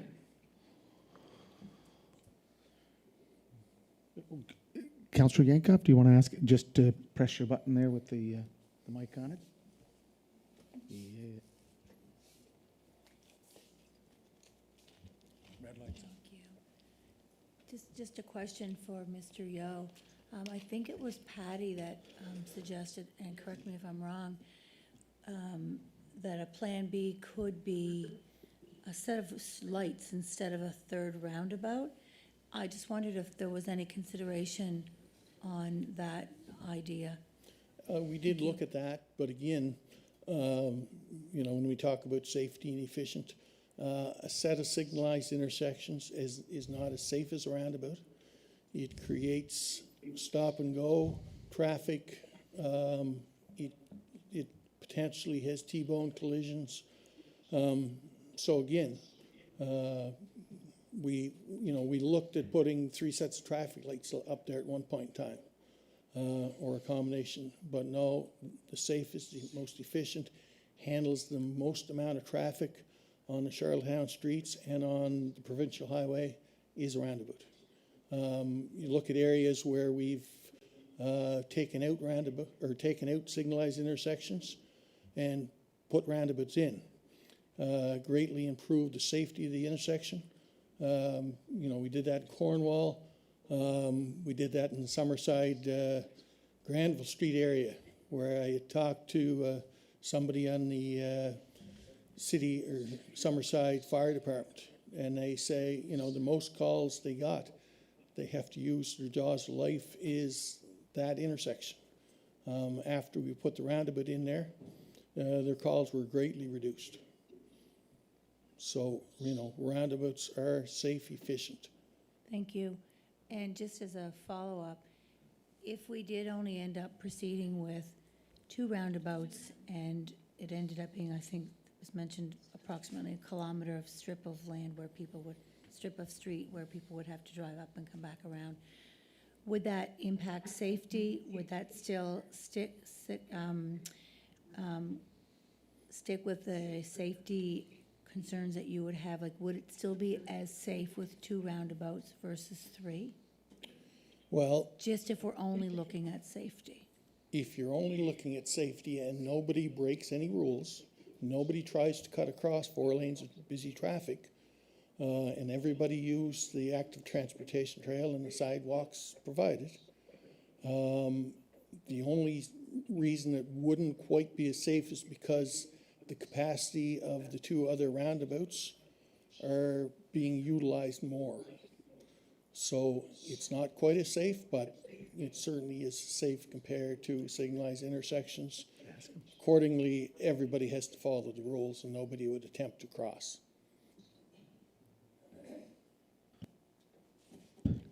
I just need a clarification. Yeah, thank you. So if there's only 2 roundabouts and there's a median between them, how are they crossing the 4 lanes? They shouldn't. But how could they? They can't. Right. But they will attempt to.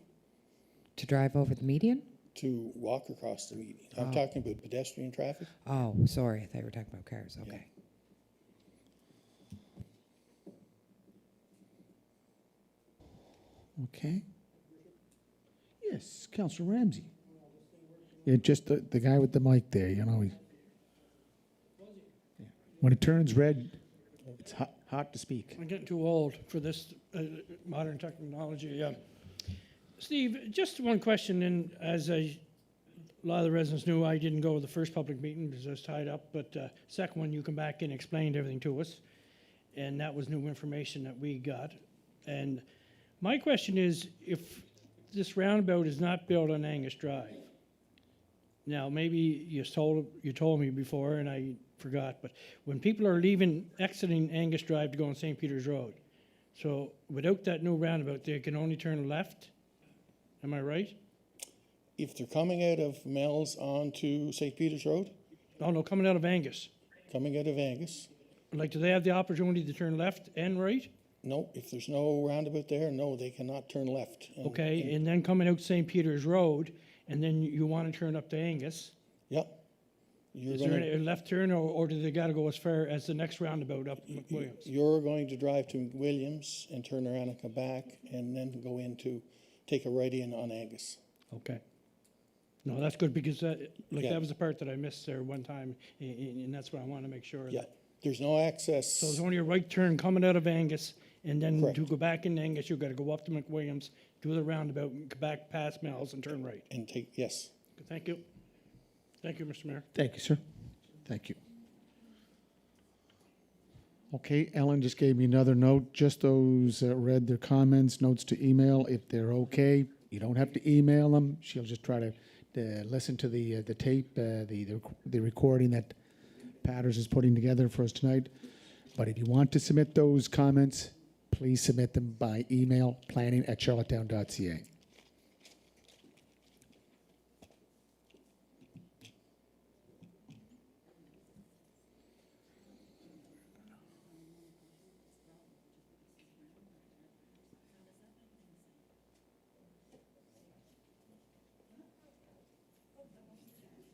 Yeah, you ask. You ask it. Okay, she want.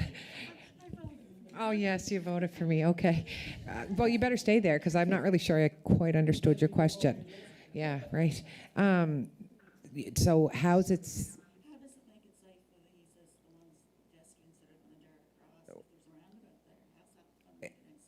Can you explain how it'll be safer for pedestrians if there is a roundabout? So if there's a roundabout, and this is going to be similar to North River or any of the other roundabouts we built, Norwood roundabout, we have, pedestrian passage to the roundabout.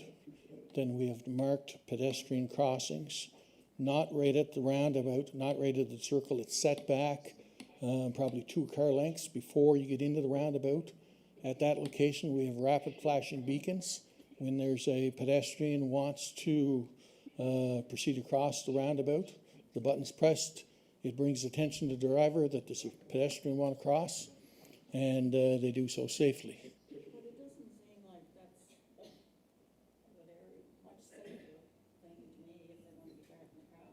Well, when you have a painted crosswalk, it gives the pedestrian some rights. Yeah. So, we provide the facility of the rapid flashing beacons. It brings attention. It notifies the driver that there's a pedestrian wanting to cross. So there's a visual cue by these lights and the person standing there as well that, they put their hand out, they want to cross. So drivers and Norwood roundabout, is the same way, operates the same way. You approach the circle, there's a pedestrian crossing before the circle if you're coming off Riverside Drive. The lights flash, you yield to the pedestrian crosses 2 lanes, then they have a refuge or they're on a splitter island, and they stop there and look and make sure it's safe to proceed and proceed across. So there's flashing amber lights. They're called rapid flashing beacons. There's no signalized intersection. It's a roundabout in Norwood. Just past Kentucky Fried Chicken there. Yeah. So that's, the pedestrians come down the active transportation trail. They cross at that marked location, and then they proceed down the active transportation trail. So Yeah. Okay. Well, again, we provide the tools to bring attention to drivers. So drivers get the attention that somebody wants to cross. Again, the onus is on the pedestrian. You don't step out. even though you have the right of way, you don't want to step out in front of a bus or any vehicle. So you have the opportunity to press the button, bring attention from the flashing lights that the driver's approaching, sees that. And, you know, when I cross, I certainly want to get the driver's attention that I am going to cross. So, but it gives a good avenue to bring the people to that point. We provide, you know, the information that a pedestrian wants to cross. They do cross 2 lanes, and then they have time to look at the other 2 lanes of traffic approaching. If they're reducing speed and going to stop, and they continue across. If they just cross midpoint block, we'll say, where there's no facility for the pedestrian to cross, and they're darting out across 4 lanes of traffic, very dangerous. Yeah. Okay. Okay. Laura, did you want get a clarification there from Florence's question? Just about the like crosswalk roundabout situation, why can't you put like a flashing light like facing the traffic coming out of Mel's? If the biggest concern is traffic coming out of Mel's and the crosswalk, then why can't you put your flashing flashing lights one facing into the Mel's parking lot so they can't exit the parking lot if there's someone in the crosswalk? Wouldn't that solve all the problems? Well, there's 2 issues. One issue is looking the cars out on Route 2. They're looking for the pedestrian, or they should be looking for the pedestrian. On the highway? Yep. I'm talking well, there's 2 safety reasons there. One is the pedestrians. Okay, the vehicle exits Mel's. They're looking to merge to change lanes. But they wouldn't if there was a rapid flashing light, is what I'm saying. So if they are signaled not to exit onto the highway because there's pedestrians crossing, if that signal wasn't just on the highway, but also one facing into Mel's, so people leaving Mel's would know not to leave to enter the intersection where there's a crosswalk and a person if they were signaled not to do so. There's a flashing light there close to the crosswalk. Yeah? When I'm pulling out of Mel's, I'm looking back this way to see what traffic's coming so I can go. I'm not looking ahead. I know there's no cars coming at me from that direction. So, but if they approach where they stop, no one's going to pull out of Mel's and not stop to look left or right. Sure they are. Every They time. are? Yeah, they're going to pull out. They Because- don't stop and look to see who's coming? No, I say they're going to pull out. So they're going to find a space to be able to pull out safely. Onto St. Peter's Road? Yep. But as soon as they pull out, they have to change lanes. Because the outside lane cannot take you into the roundabout and back east. So there's only the inside lane that can take you around the roundabout to go back east. And that's the problem. Right, but You don't have time to make the maneuver, and there's a crosswalk there. So there's 2 things. by the time they leave the parking lot to get to that second lane, they would only do so if the crosswalk, they would have the right of way at that point because they're across the crosswalk, they're through the intersection.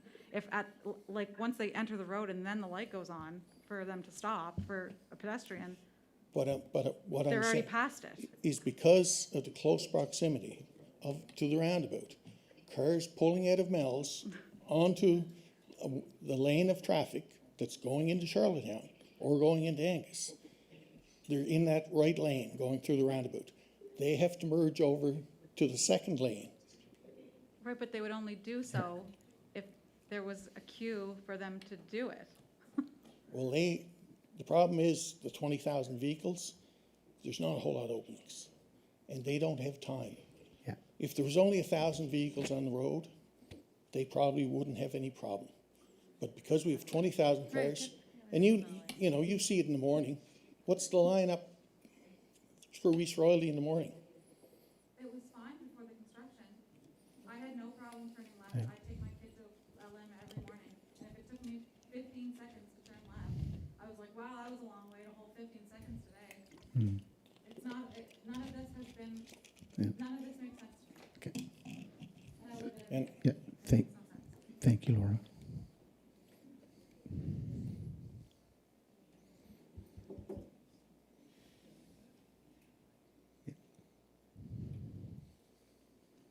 I just want to reiterate about that this is a rezoning issue. And that is St. Peter's Road and Angus Drive.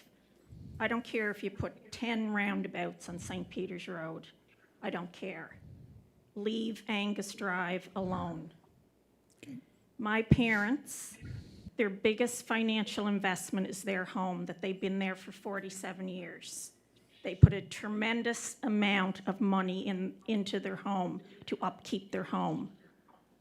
And their home will be their grandchildren's inheritance.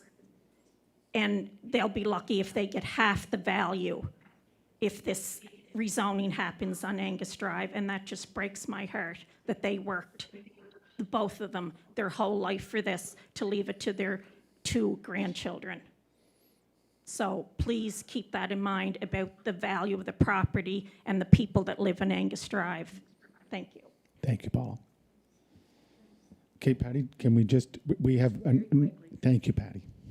Stephen Yo, can you please explain to me how you can think a 4-lane highway with a flashing light, with a young child trying to come across and go and get himself some treats at Dan's business, how he's going to get across there safely, as opposed to having a set of lights there that you have to stop, it's red, you don't stop, you get a fine. There's nobody policing a flashing light. I just can't understand how a set of lights won't benefit us all. Nobody loses. Thank you.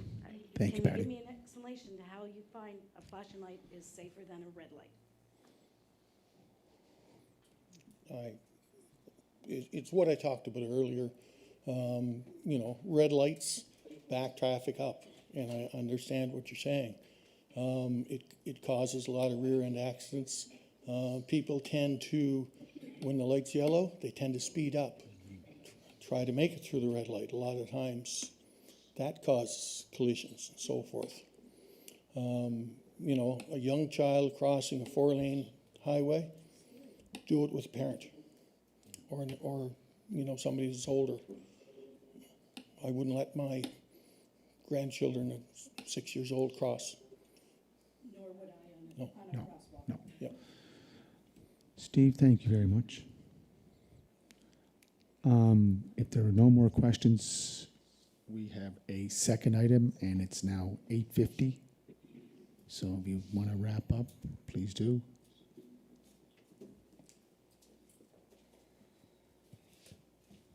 Okay, so we're moving on to the next item, which is zoning and development bylaw housekeeping amendments, PH-ZD.2 pertaining to. Robert Zilk, are you the presenter? Thank you for everyone for showing up tonight, and thank you. Please get your comments, if you wish to, planning@charlottetown.ca, if you want to. Thank you very much.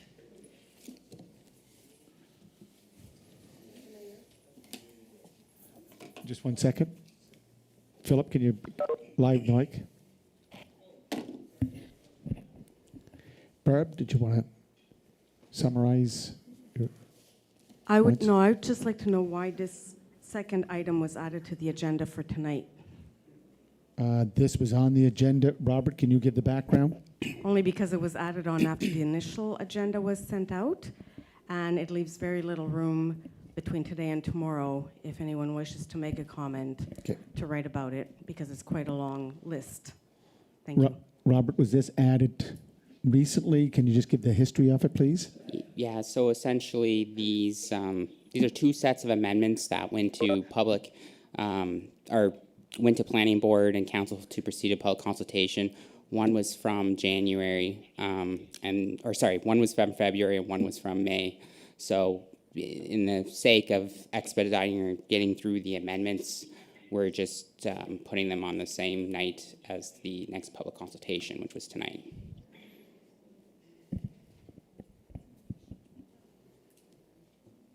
Okay.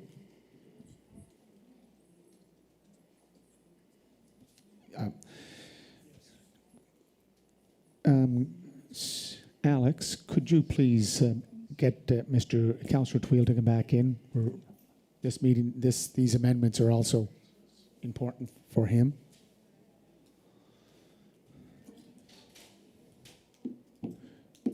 So, Barb, did you hear his response? Barbara, did you hear his response? Okay. Okay. So, Robert, do you want to go through one at a time? What's your intention? We have about 15 amendments, Your Worship, so there's- whatever you prefer. It's like Santa's list. Thankfully, a lot of them are just housekeeping amendments, so just like clearing up some housekeeping items in the bylaw and stuff. So that's the majority of them.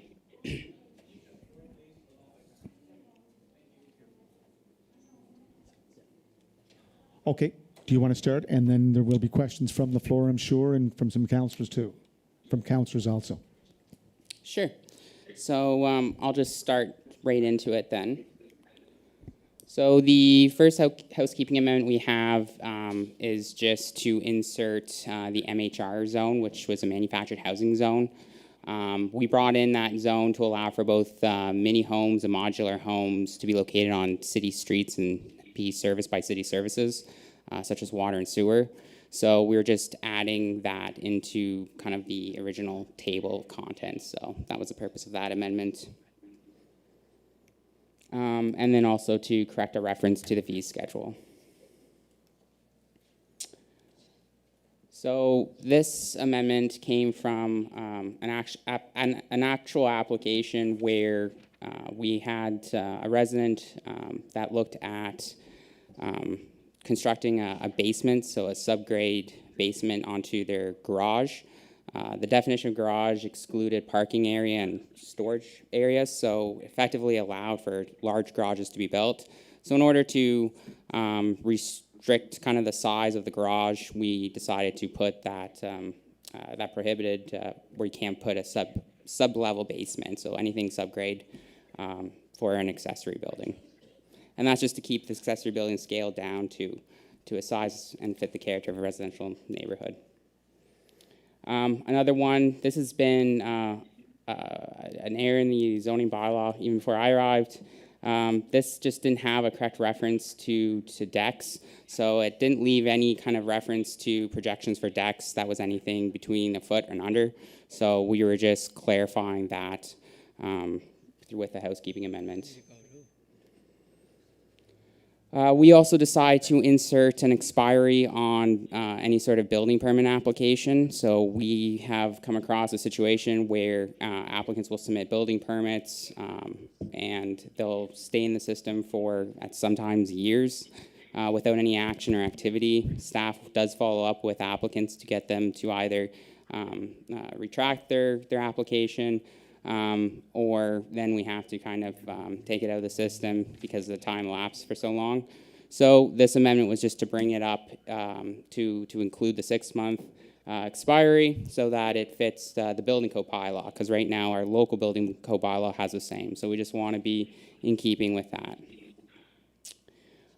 For the major variance section, we are just clarifying that anything subject to a major variance is in regards to Section 8. Section 8 is basically the tables of zones in the zoning bylaw. So from everything from like residential, commercial, industrial, institutional, parks, downtown zones, you can apply for a variance usually on like building setbacks or height. So we're just again clarifying that in the housekeeping amendment. And then we also included, there was some public outreach on including murals.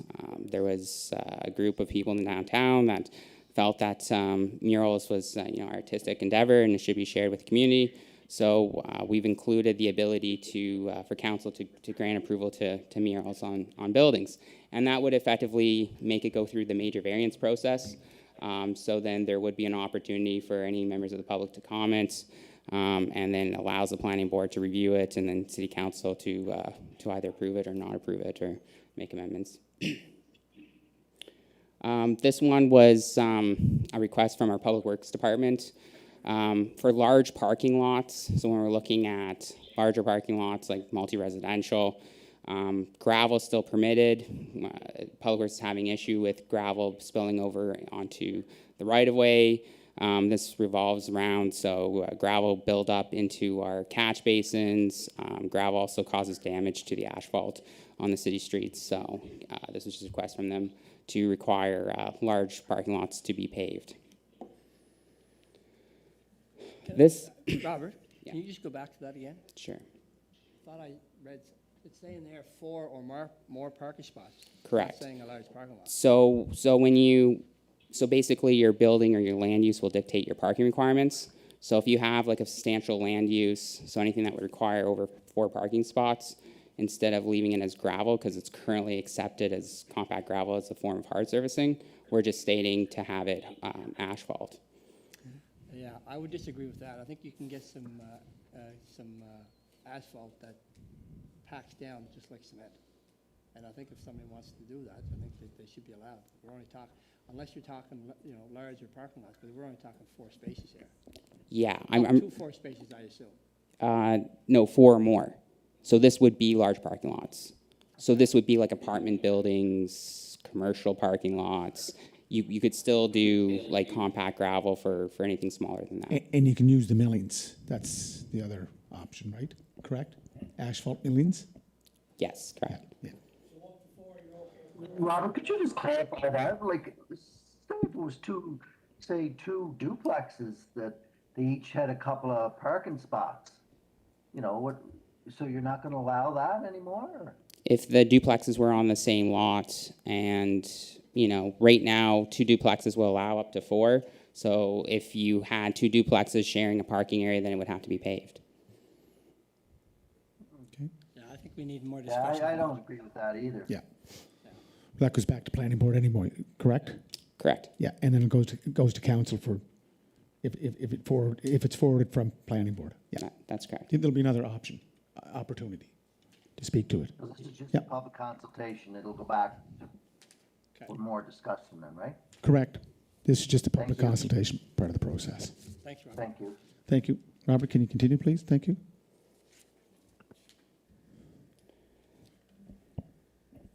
Okay, so the section, we talked about that one. Common amenity space.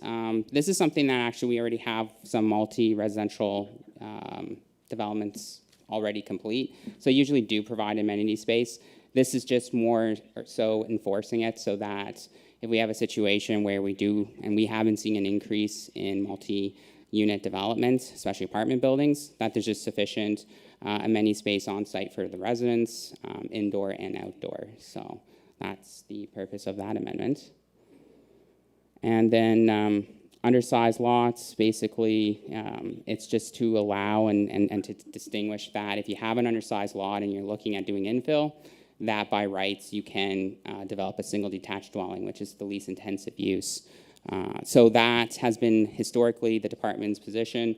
We're just making that clarification in the bylaw, so it's just written in there. So I just do want clarification on that though, Robert. So if you're in a subdivision where most lots are running 100 feet in frontage, or 100 and 120, are you saying that so if you had 120 frontage and your house was built on one side of that, you still had 60 feet of frontage on the other side, you could build another house in that lot? Well, this would apply to when you have an infill like an existing lot. So if you were to try to subdivide like a lot, like you would have issues going through that process, right? Like then you would almost have to pretty much go through a variance process if you were intentionally creating an undersized lot. What this is more or less is more like older lots where we have like legal lots that could be built on. They're just smaller just because of the age of the lot and the area in which it exists. So like this is like uptown, downtown, areas such as that. So that would just effectively allow someone to develop a single detached dwelling because they have pre-entitlements to develop the lot. We're just stating outright that you have the ability to do a single. Yeah, and I'm just, maybe I'm not understanding 100%, but a lot of the lots in town are large lots. And so it sounds like we're allowing to start having people sell off a piece of their large lot, which was traditionally a regular sized lot 50 years ago. But now we're saying we're gonna start letting them infill, so you can have a lot that has 120 frontage, and all of a sudden there's a small house built in between the next house, and you can start doing that by having the extra land. Really? Is that correct? Yeah, could, Councillor Bernard, I know there's some others that are here, could we just let them go through them and then we can go back to them each? Well, I just want clarification on this. Because I know that some others would like clarification, so that means we'll have to open the floor. But Alex, did you want to add something? Yeah, I just, that provision is primarily to deal with lots in the downtown that were created years ago, and they didn't meet any standard. So an undersized lot is usually somewhere, it's an old lot, and it can't meet the regulations of any of the requirements of the bylaw. And it's trying to allow the individual that owns the lot to have the ability to have something on the lot with some provisos that they don't need additional variances and things like that. So that's primarily what that section's intended to do. And the best example would be the corner of Pownell and Water Street, where the old Cavendish apartments were. It's a vacant lot, and it's very confined to what you can do with it because of our existing bylaws. Right, and there's lots of examples of a house burns in the downtown. It was on such a tiny lot that could be 40 feet wide. And then, but it depends on what you want to put back up there. If you don't need a variance, it allows you to do that because you need a certain amount of frontage for a standard new lot. So it's primarily dealing with that section, old, irregular, small lots. So. But how do you define that between, when we pass these bylaws, it's for the whole city of Charlottetown. So how do you define it just downtown and old lots? Well, it's an undersized lot by its definition is undersized from the regulation in the zone. So you were alluding to the creation or the future subdivision of them. These ones already exist. They already exist, and they're in a zone, but they do not line up with the zone's standard. So if you were in, let's say an R1 zone and it said 80 feet, but you had that created years ago and it was 40 feet, what do you do with that lot? Do you just that lot never gets developed on? So it provides standards. How can that lot be developed in the future? For infill development. Right. Correct. Right. Okay. I'm just trying to get an idea what it would look like in the existing neighborhood. Yeah. So, Alec, that's why I talk about the corner of Water and Pownell. It would be kitty corner to where Spencer Campbell has his new unit going up. That some people have, some buyers in the past looked at it because it was too small to do anything with it. They just left it. But what Robert's provisions are, it's only dealing with the lowest use you can put a single-family dwelling, right? Okay. It's a non-conforming lot, and it's allowing you the right to put something on it, single-family dwelling, if you can meet a lot of other zone standards. So that's what it's intended to do. So Robert may want to interject there, but I just thought I'd just clarify that they're already existing lots, and they're old lots, and they were created under the existing standards of today. Any more clarification on that, Robert, or is that? Well, and I guess one thing I should also mention, just that we do also have provision in the zoning bylaw. It's called the established building lot line, so that even if you built an undersized lot, there's provisions in the bylaw that would ensure that the infill, like the single detached dwelling that would be constructed there, would fit like within the setback between the street and the average lot line of its neighboring dwellings. Okay. So there's provisions in there that would actually, fit, and in like the form and the character would Right, fit. okay. Yeah.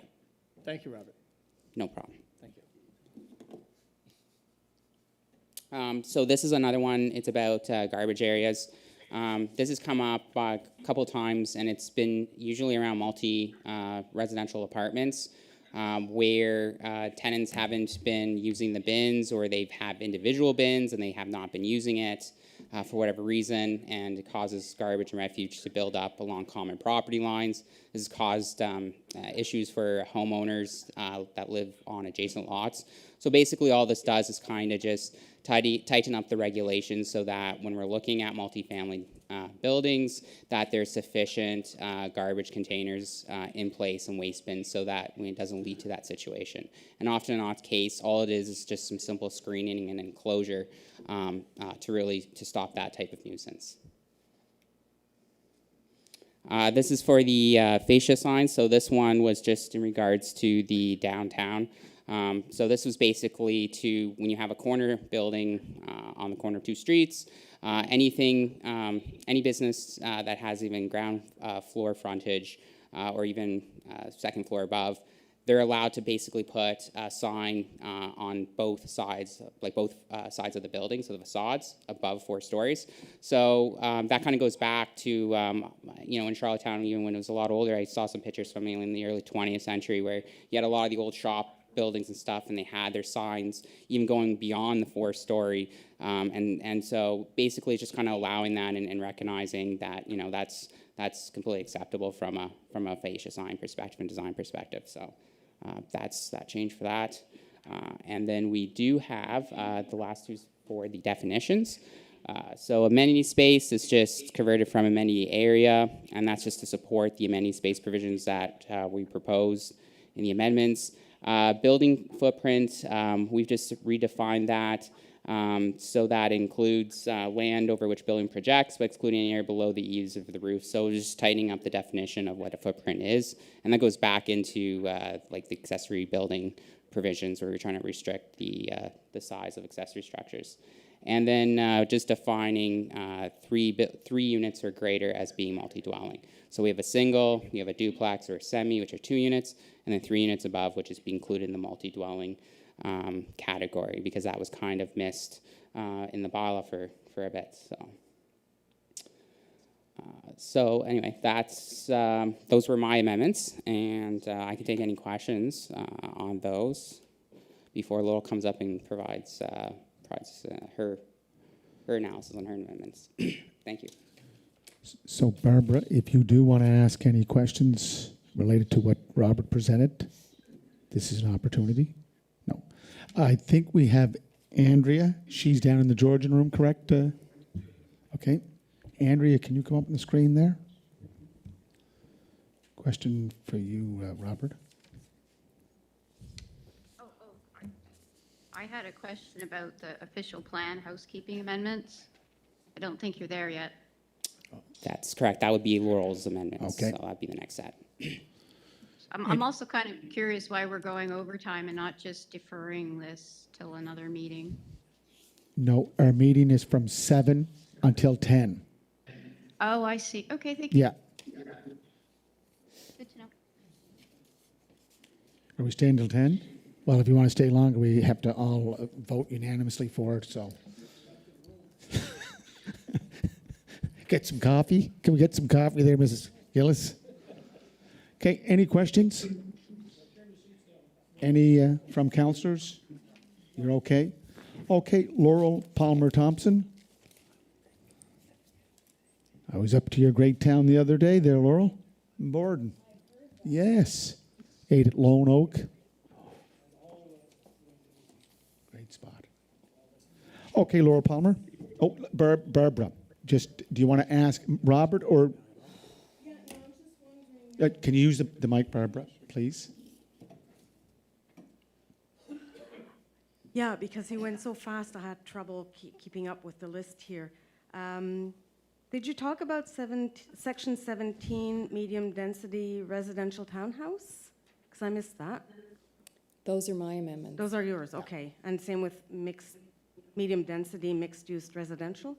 Those are my amendments. Oh, okay, because I was, thank you. That's good, Barbara? Okay. Okay, Laurel Palmer Thompson. Thanks, Roberto. Thanks, Robert. Good job. So in 2016, the MUR zone, mixed-use residential zone, was a new zone. It was introduced during the development of the East Royalty Master Plan. And the purpose of the zone was to develop a mix of various housing topologies within a subdivision, with a mixing requirement to prevent large tracts of one form of housing occurring in a specific area. Following the approval of the East Royalty Master Plan and the implementing zoning regulations for the MUR zone, some further amendments to the zoning and development bylaw occurred in 2018. At that time, the wording in section 21.1.1 that described the permitted uses in the MUR zone, it was revised, and as a result, it became unclear and somewhat conflicting with the regulations for the uses for the zone. So this amendment is being brought forward to clearly define the permitted uses in the MUR zone. So the MUR zone permits uses such as single detached dwellings, semi-detached dwellings, duplex dwellings, townhouse dwellings, stacked townhouse dwellings, block townhouse dwellings, nursing homes, and community care facilities. Currently, Section 21.11, it's somewhat ambiguous, in that it refers to the R3 zone, although it is referring to the regulations for the uses in the MUR zone, subject to the regulations in the R3 zone. So these amendments, they will clearly list what uses are permitted in the zone. And you can see right here, these are the actual uses that are permitted in the zone. The way it reads right now, it was confusing to people because it sounded like it was in addition to the other uses in the R3 zone, but it's not. These uses are laid out within the MUR zone. So that's why we're bringing this amendment forward.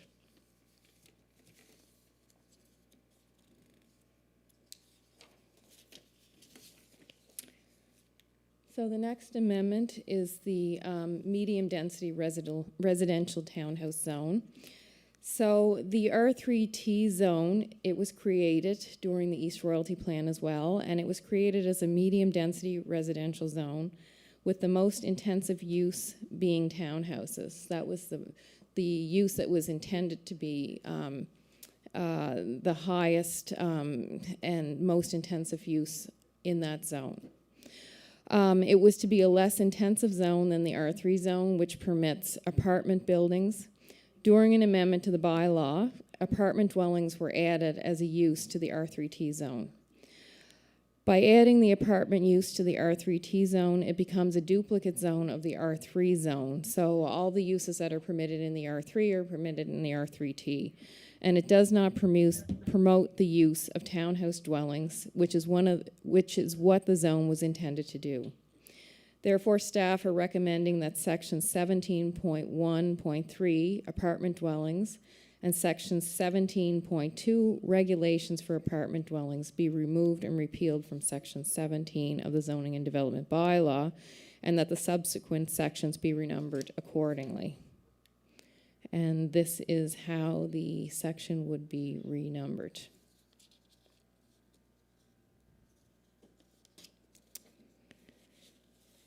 So we would also remove and repeal Section 17.2 from the bylaw. So this whole section here would be removed. And then we would renumber sections 17.3 to 17.6.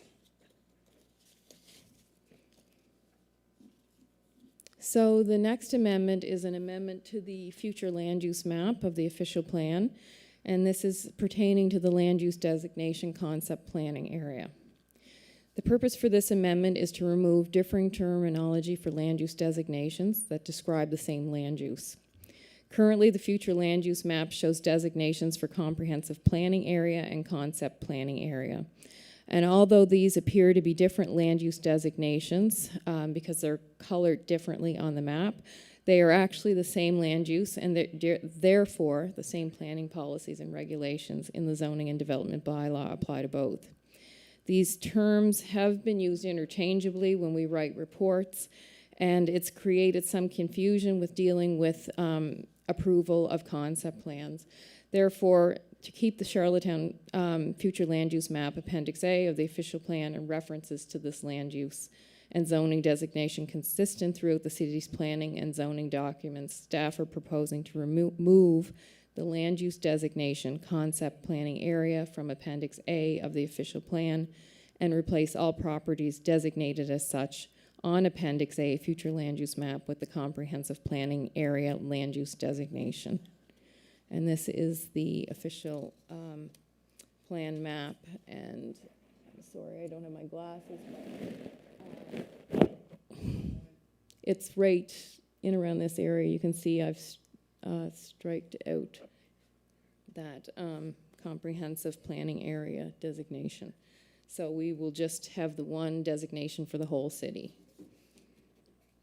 And that concludes my amendments, if there's any questions. Okay, Barbara? You want Andrea to go first? Okay. Andrea, can we bring Andrea up on the screen?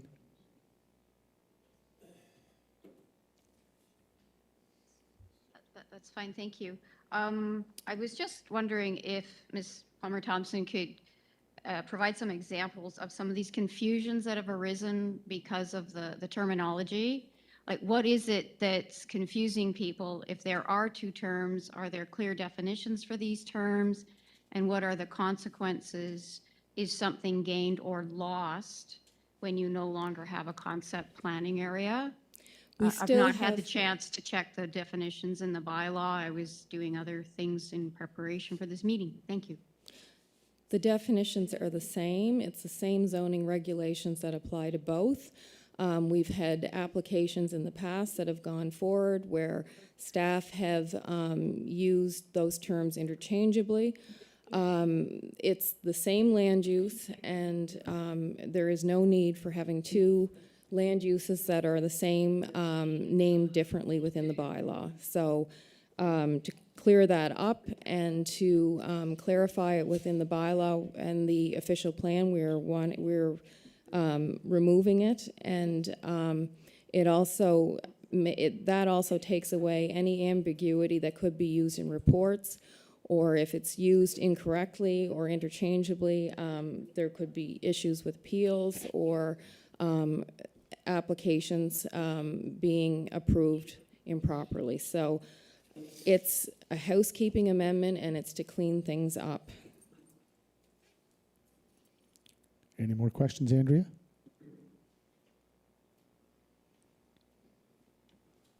No. Okay. So Barbara, mic's yours. Is it on? Yeah. Yep.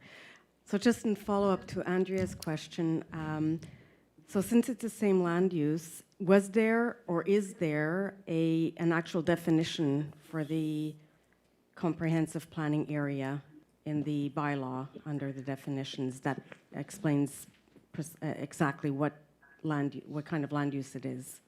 I would have to look, but the other land use was put in when we did the East Royalty Plan, and we had consultants working from Ontario that put the concept planning area, or comprehensive planning area in the East Royalty Master Plan, referencing the same land use as the official plan, but did it as an inadvertent error. So we're correcting it. So when I look at the official plan, there's a section of definitions in the official plan? No, there's a section of definitions in the zoning and development bylaw. And Barbara, it doesn't have comprehensive plan here. I have it right up here. Okay. It Or, doesn't have well, either concept or comprehensive, if there's a definition, since they were used interchangeably. I just wanted to know, was there already a definition for the land use under either term? Yeah. No, concept plan's not there, nor is comprehensive planning area. All right. They're So not in will the a definition definitions. be added? We can look at that. Thank you. That's a good question, yes. That's page 161 if you go to the zoning development bylaw. Definitions, correct? Yes, but it's a zone, so we don't have definitions for an R3 zone. We don't have definitions for an R2 zone, so.